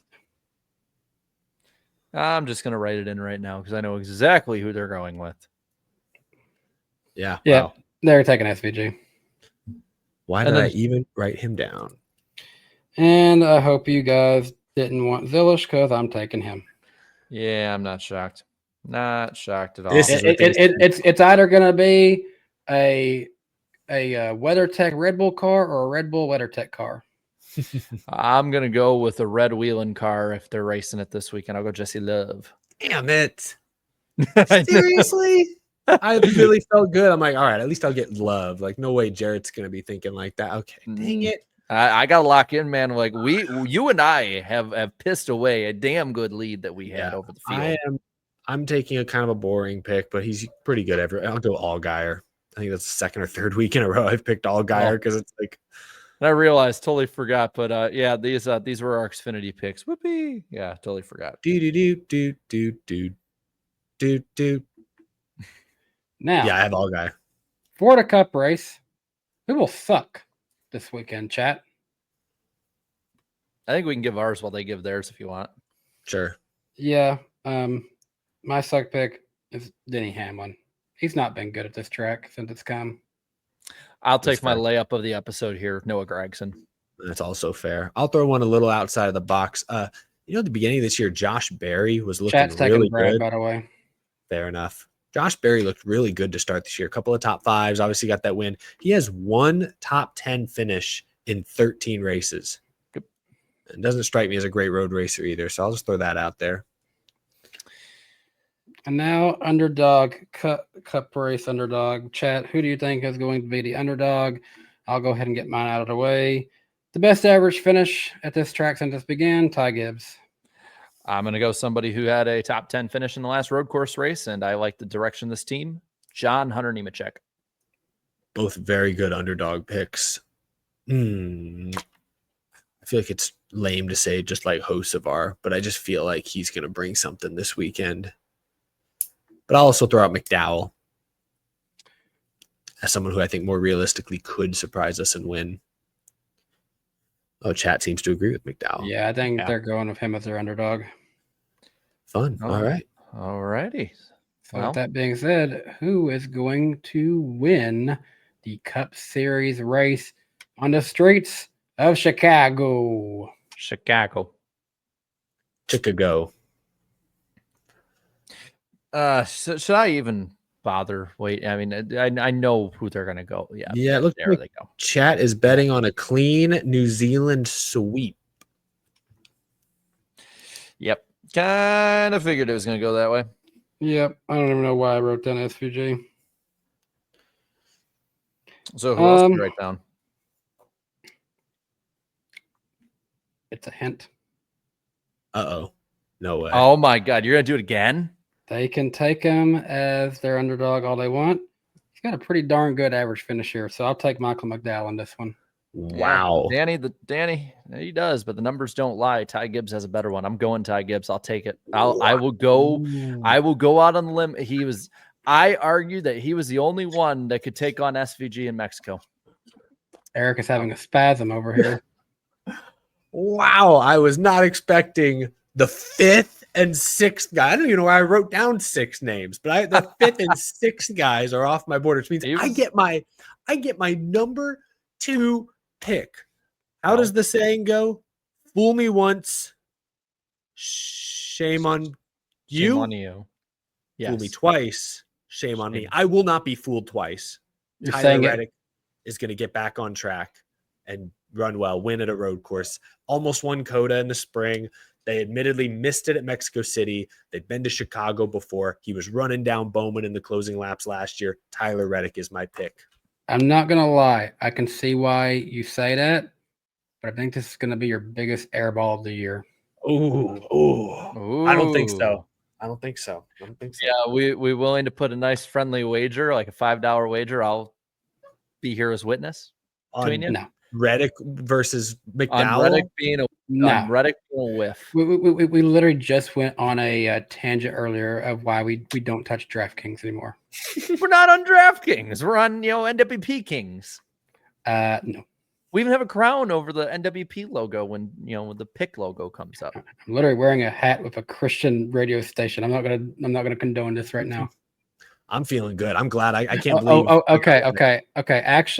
Actually, I like this idea from Blue Jimmy 48 fan. I've been watching Claudia and I've been watching Ryan Trahan's 50 State Series.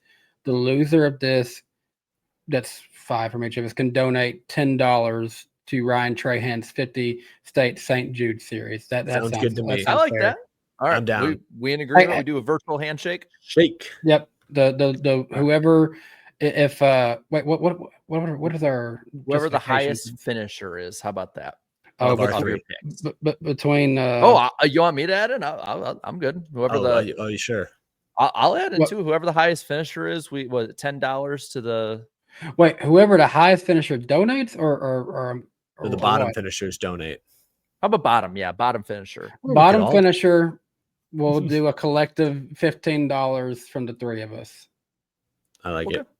So that's I feel good $5 from each of us.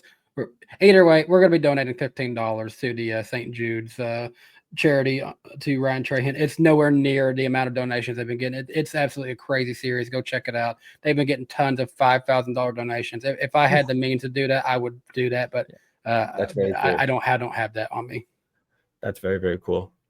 Maybe Tyler Reddick, when he wins, can donate his winnings. Oh my gosh! Awesome. Good idea, Blue Jimmy. Appreciate that. Cool. Almost fell back in my chair. All right. If it happens while if I'm the loser and I'm in Jamaica, I might have to wait till I come back, but I'll do it. What's the conversion? Do they use American currency down in Jamaica? Oh crap! I hit the mic again. Just go to the super chats. All right, yeah, let's get into it here. We ended with Steven Gibson, so we're picking up with Napa Racing Fan 927. I appreciate $2 from you. TNT, we quietly, no drama. Yeah. Crank it up. Bailey Reichert, appreciate a $9.99 from you. Suarez should go to JRM and take the 88 or 9. I don't want to see him go to Colleague or Rick Ware Racing, being only competitive at super speedways and road courses, doing exactly what he's doing right now. Yeah, I think at least Jarrett and I were on the consensus that we want him to go to JRM. Yeah. SW, appreciate $1.99. Eat my Cinedust. That was a good car. That was good. Glad to see it. Blake Thiemann, appreciate the $1.99 from you. Best jam? What about Monster Jam? Go Max D. Maximum Destruction is a great monster truck if you're going to watch Monster Jam. That's a good name for a monster truck. Justin Drake, appreciate the $9.99. 99% of the time, Chase. The car was good. We need to work harder. I'm Bill's son. The 1% of time, Chase. All right, Lucius, time to let the cougar loose, and just grabs another gear. I'm here for it. I love that. Yeah. Cavs fan 45, appreciate the $4.99 from you. Seeing Chase show emotion was so cool. Him celebrating the crowd was awesome. Also, do any other drivers have sirens or anything for when they win? Ross smashes a watermelon. Pumpkin. He does that in October. I mean, yeah, there's those signature celebrations, but I don't know of any other driver where like the whole town gets involved. I know when Chris Buescher wins, Prosper doesn't go crazy up the road or anything, but if they did, that'd be awesome. I'll let y'all know. They should, as much as we now know that they're a town of only 30,000. Acting like that's small. Gavin Wagner, appreciate the $5 from you. Rest in peace, Brad's playoff chances. He still got a couple more chances. Not but totally yes, out of it. Atlanta was a good shot, gone bad. So you're saying there's a chance. Beast of Metal, 1989, appreciate $20 from you. TNT wasn't Fox. It's really hard to be a burning car battery poisoning its surroundings with nitric acid fumes. But their camera work was way too Fox-like. And why did the booth leave all their energy at Prime? TNT equals dead battery. And I also thought it was interesting. The booth, as soon as they switched to TNT, had suits where they did have polos at Prime. Oh, that's an interesting observation. I'm gonna look for that this weekend. I'm gonna bet money that Prime Dale Jr. had more control based on what they've talked about, and TNT had more control here. Probably. Andy Carson, 2025. Appreciate the $4.99 from you. Justin Allgaier is awesome. Cup. Larson sucks. Xfinity. Zillage sucks. Truck. Heim sucks. Maybe screw Cup racing on TV in 2026 of all these three idiots. Wow. That is intense. Dang, Andy Carson. Andy Carson always be bringing just like fire in the comments. Like it'll be like, oh, I had a really good time. Also, I hope everyone dies. I appreciate Andy Carson. Whoa. I appreciate the enthusiasm. David Bell, appreciate you chiming in with your 9-month membership. Said, hope you guys are doing great. I also see a little bit later, it says David Bell member new. Is this a second David Bell account becoming a member, or I'm kind of confused how that works? Maybe you had to renew midstream. I don't know. But the first one said member of 9 months. So I'm kind of confused how that works. Anyways, thank you, though, David. Always good to see you. Gavin Wagner, appreciate the $5. If Cinnamon Toast Chris would have stayed up front, Bad Brad would have won with the half-off car, which is fitting because the field was cut in half. That's true. Yeah, that's true. Robbie, you ride. Appreciate the $9.99 from you. Do you guys believe there's a path for Prime to take over more races in the coming years? Don't think this is a hot take, but don't think there's a better platform for NASCAR, at least right now. Not at this time. I will say there is talk of, there's a lot of tension in Warner Brothers Discovery right now for ownership, selling off different stuff, things like that. So maybe the other question I ask is like, how does that work? Maybe at the NBC side, do they pick maybe back up the Brickyard if that were to happen? It's all stuff that would probably be a 2027, 8, 9 problem than a 26, 25. But at the same time, like I said, I think we talked about before, like Comcast has sold off USA Network. So technically they don't own where the channels that NASCAR races are on now for those, at least as of sometime. The short answer is not anytime soon. It's funny you mentioned USA. I saw someone in the live chat earlier said that Castaway was literally just airing on USA Network. Oh, that's funny. Which is crazy. Figured I'd mention that. You're talking about tensions and TV networks. There's a lot of tensions, but in a certain TV network I know about that NOA has a relationship to me. I won't talk about in the show, but I'll for sure tell these two after we get done. I can't talk about this on our show. Okay. Uh, Blake Feeman, appreciate the $1.99 from you. Also, I like your K-Love hat. Who's your favorite artist? As far as K-Love Christian music goes, I mean, it's hard to beat Brandon Lake. His stuff is always good, always very inspirational, and just it sounds like good music, let alone from it being Christian music. But also, he was part of Elevation Worship and their praise song. If you haven't heard that one, for it to be Christian music, it's a banger. Honestly, it really is. So those are two of my favorites as far as Christian music goes. Bailey Reichert, appreciate the $4.99 from you. Eric, when are you gonna do your yearly preseason reaction videos you do? I love seeing you react to your good and bad predictions. I will for sure right when the playoffs begin, I will do a look back at my preseason playoff picks. I'll save that probably for whenever that is, August, I guess, late August. What else did I do this year?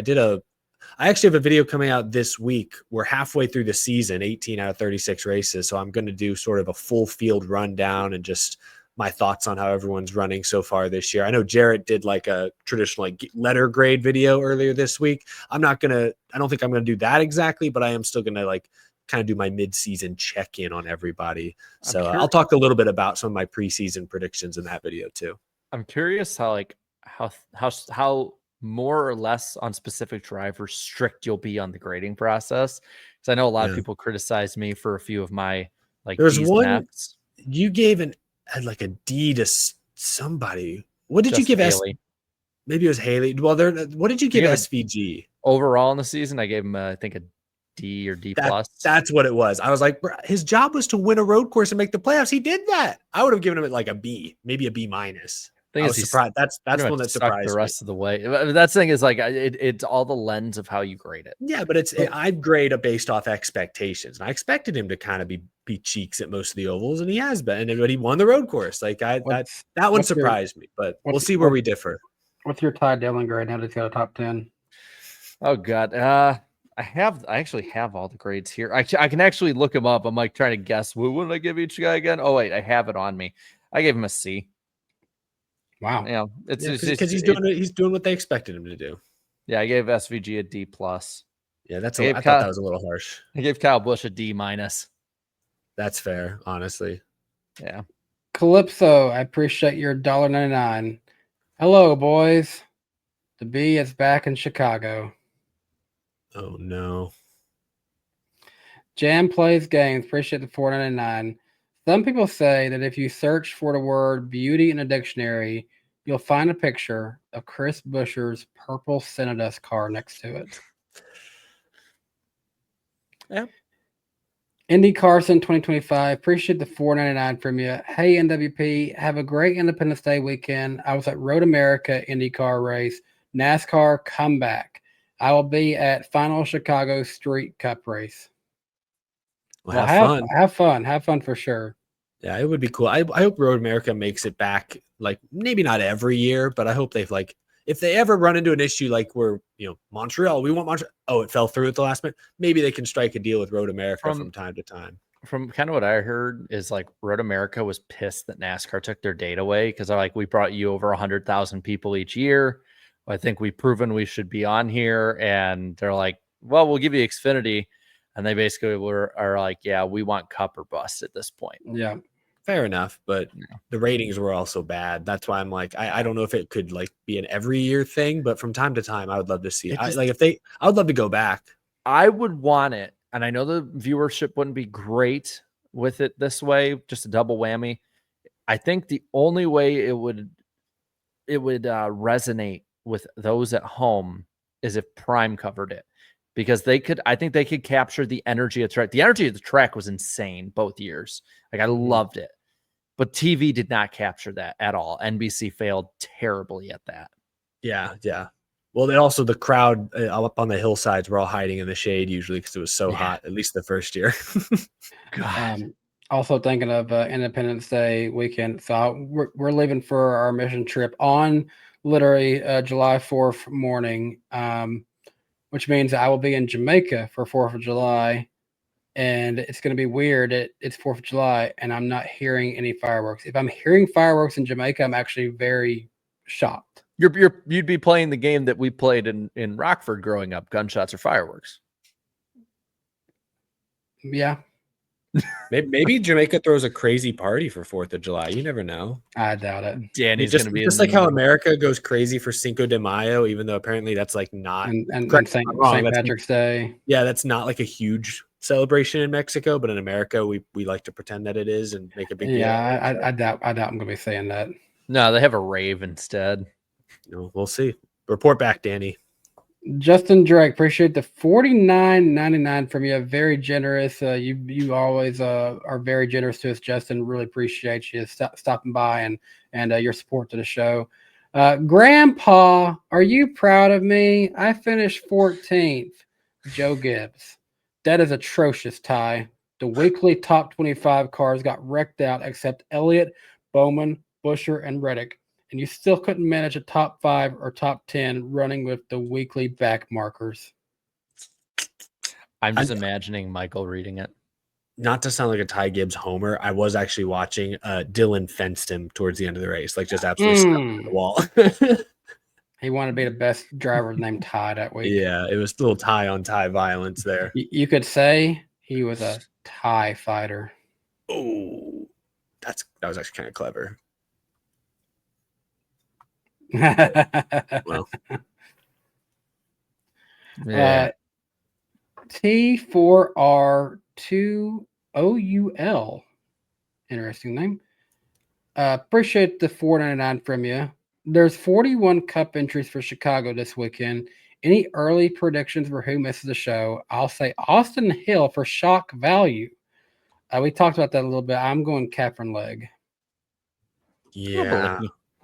It'll probably be Balicki or Leg. I actually think Balicki will be a little faster, but there's a good chance his car just explodes in the transporter. So Yeah, that's true. I think I'll agree and go Balicki. That's tough. I hope Rowdy- Balicki makes it because he's from Wisconsin, I think. So that's like close to a home race for him.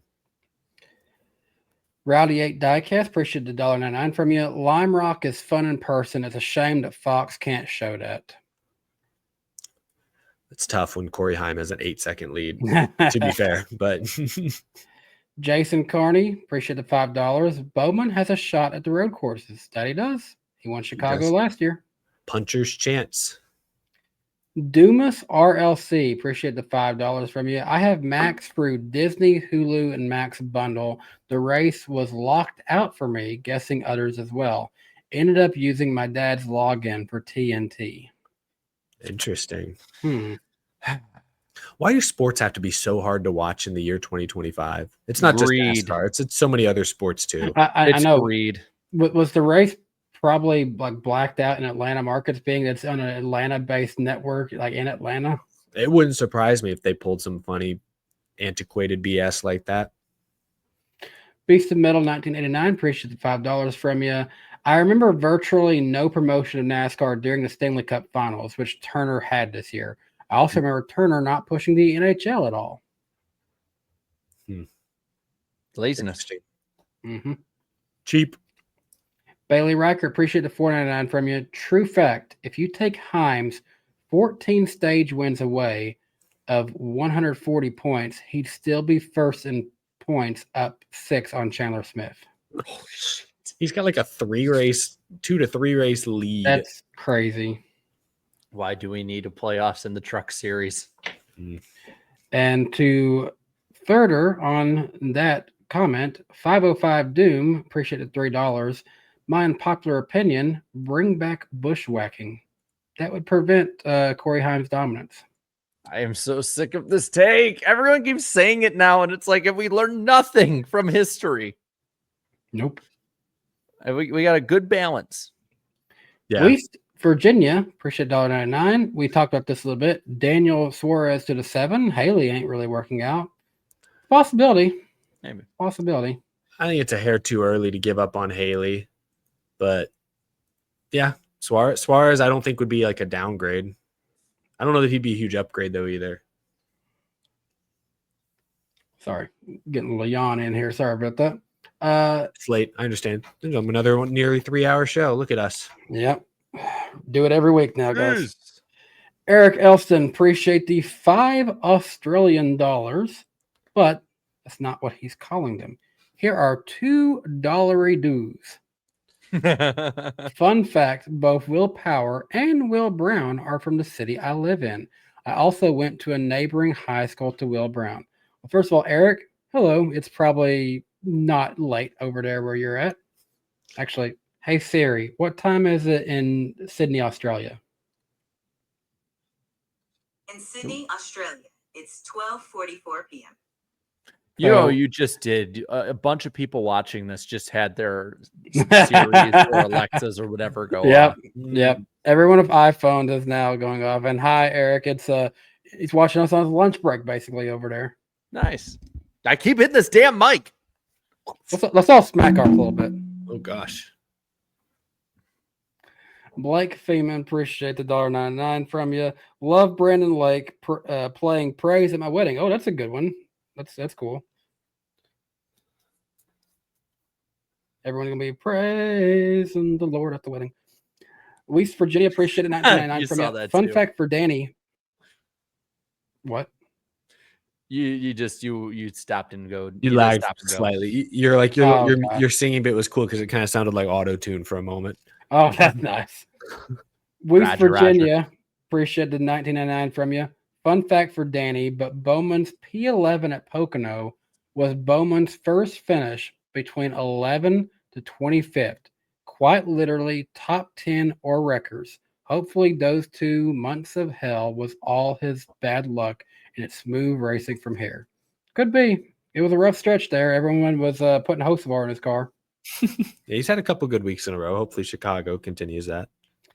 And the final super chat of the evening, unless something changes, the Roman numeral 3, I, appreciate the $5 from you yet again.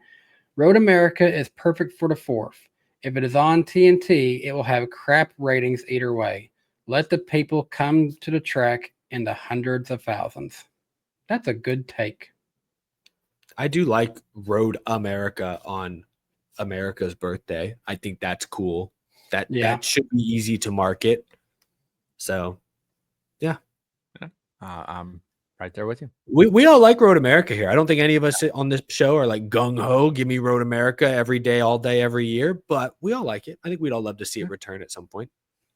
I thought you said we all don't like Road America. I was very concerned for a second. I believe we all like Road America.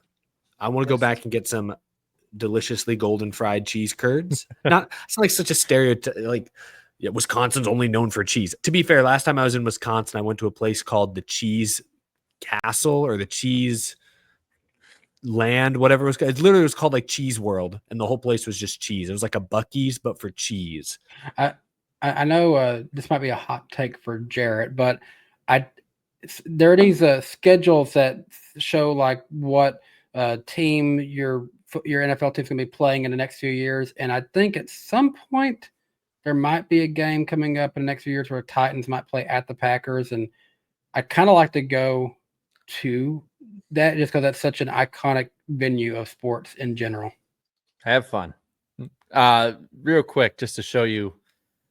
I'm gonna share my screen to just show you guys one other thing that Wisconsin is very well known for, other than Matt Kenseth and cheese. Scott Wemmer. You see it? I see. Oh, it's the drunkest state in the union. I'm shocked that Montana was that high, honestly, but maybe I'm not. As we love to say on this show, hang the banner. Do you know what's crazy though? They close all the liquor stores like at 8:00 in Wisconsin. Hey, for their own safety. Yeah, yeah, I guess so. But thing is, they just go right over the state line here where I'm at, and there's a liquor store that's open till 3 a.m. And it's like right on the border. See, that's a funny thing. Illinois, Wisconsin in a nutshell here. On the Illinois side, they're lined with liquor stores. So all the drunk Wisconsinites can come and they can get their booze past, sunset starting. And then on Wisconsin side, there's a bunch of fireworks shops where all of us from Illinois are just yearning for freedom. Well, speaking of freedom, have a good 4th of July, everybody. Yes. Thanks Don't for blow your coming hand. by to NWP. Yes, be careful of fireworks. Have fun and have fun at Eric's channel. I was going to say see you, but no, you won't. All right, that's all for now. Bye-bye. Bye. Bye. Drivers, start your 3, 2, 1. green flag. Started off right, pal. Right on, come on. Get outside. Rewind. Unbelievable. Green flag, we're going. I like the aggressive. We probably dropped a green car. You can go tell all those guys up there they can suck in. What we're about to do is not a good idea. All good. What is he doing? You gotta be kidding me. Half the pack is flying apart. It's so nice to see you at the line. Oh, pack of cars come piling in as well. Come in the light. Hello. Come back on him. That was incredible.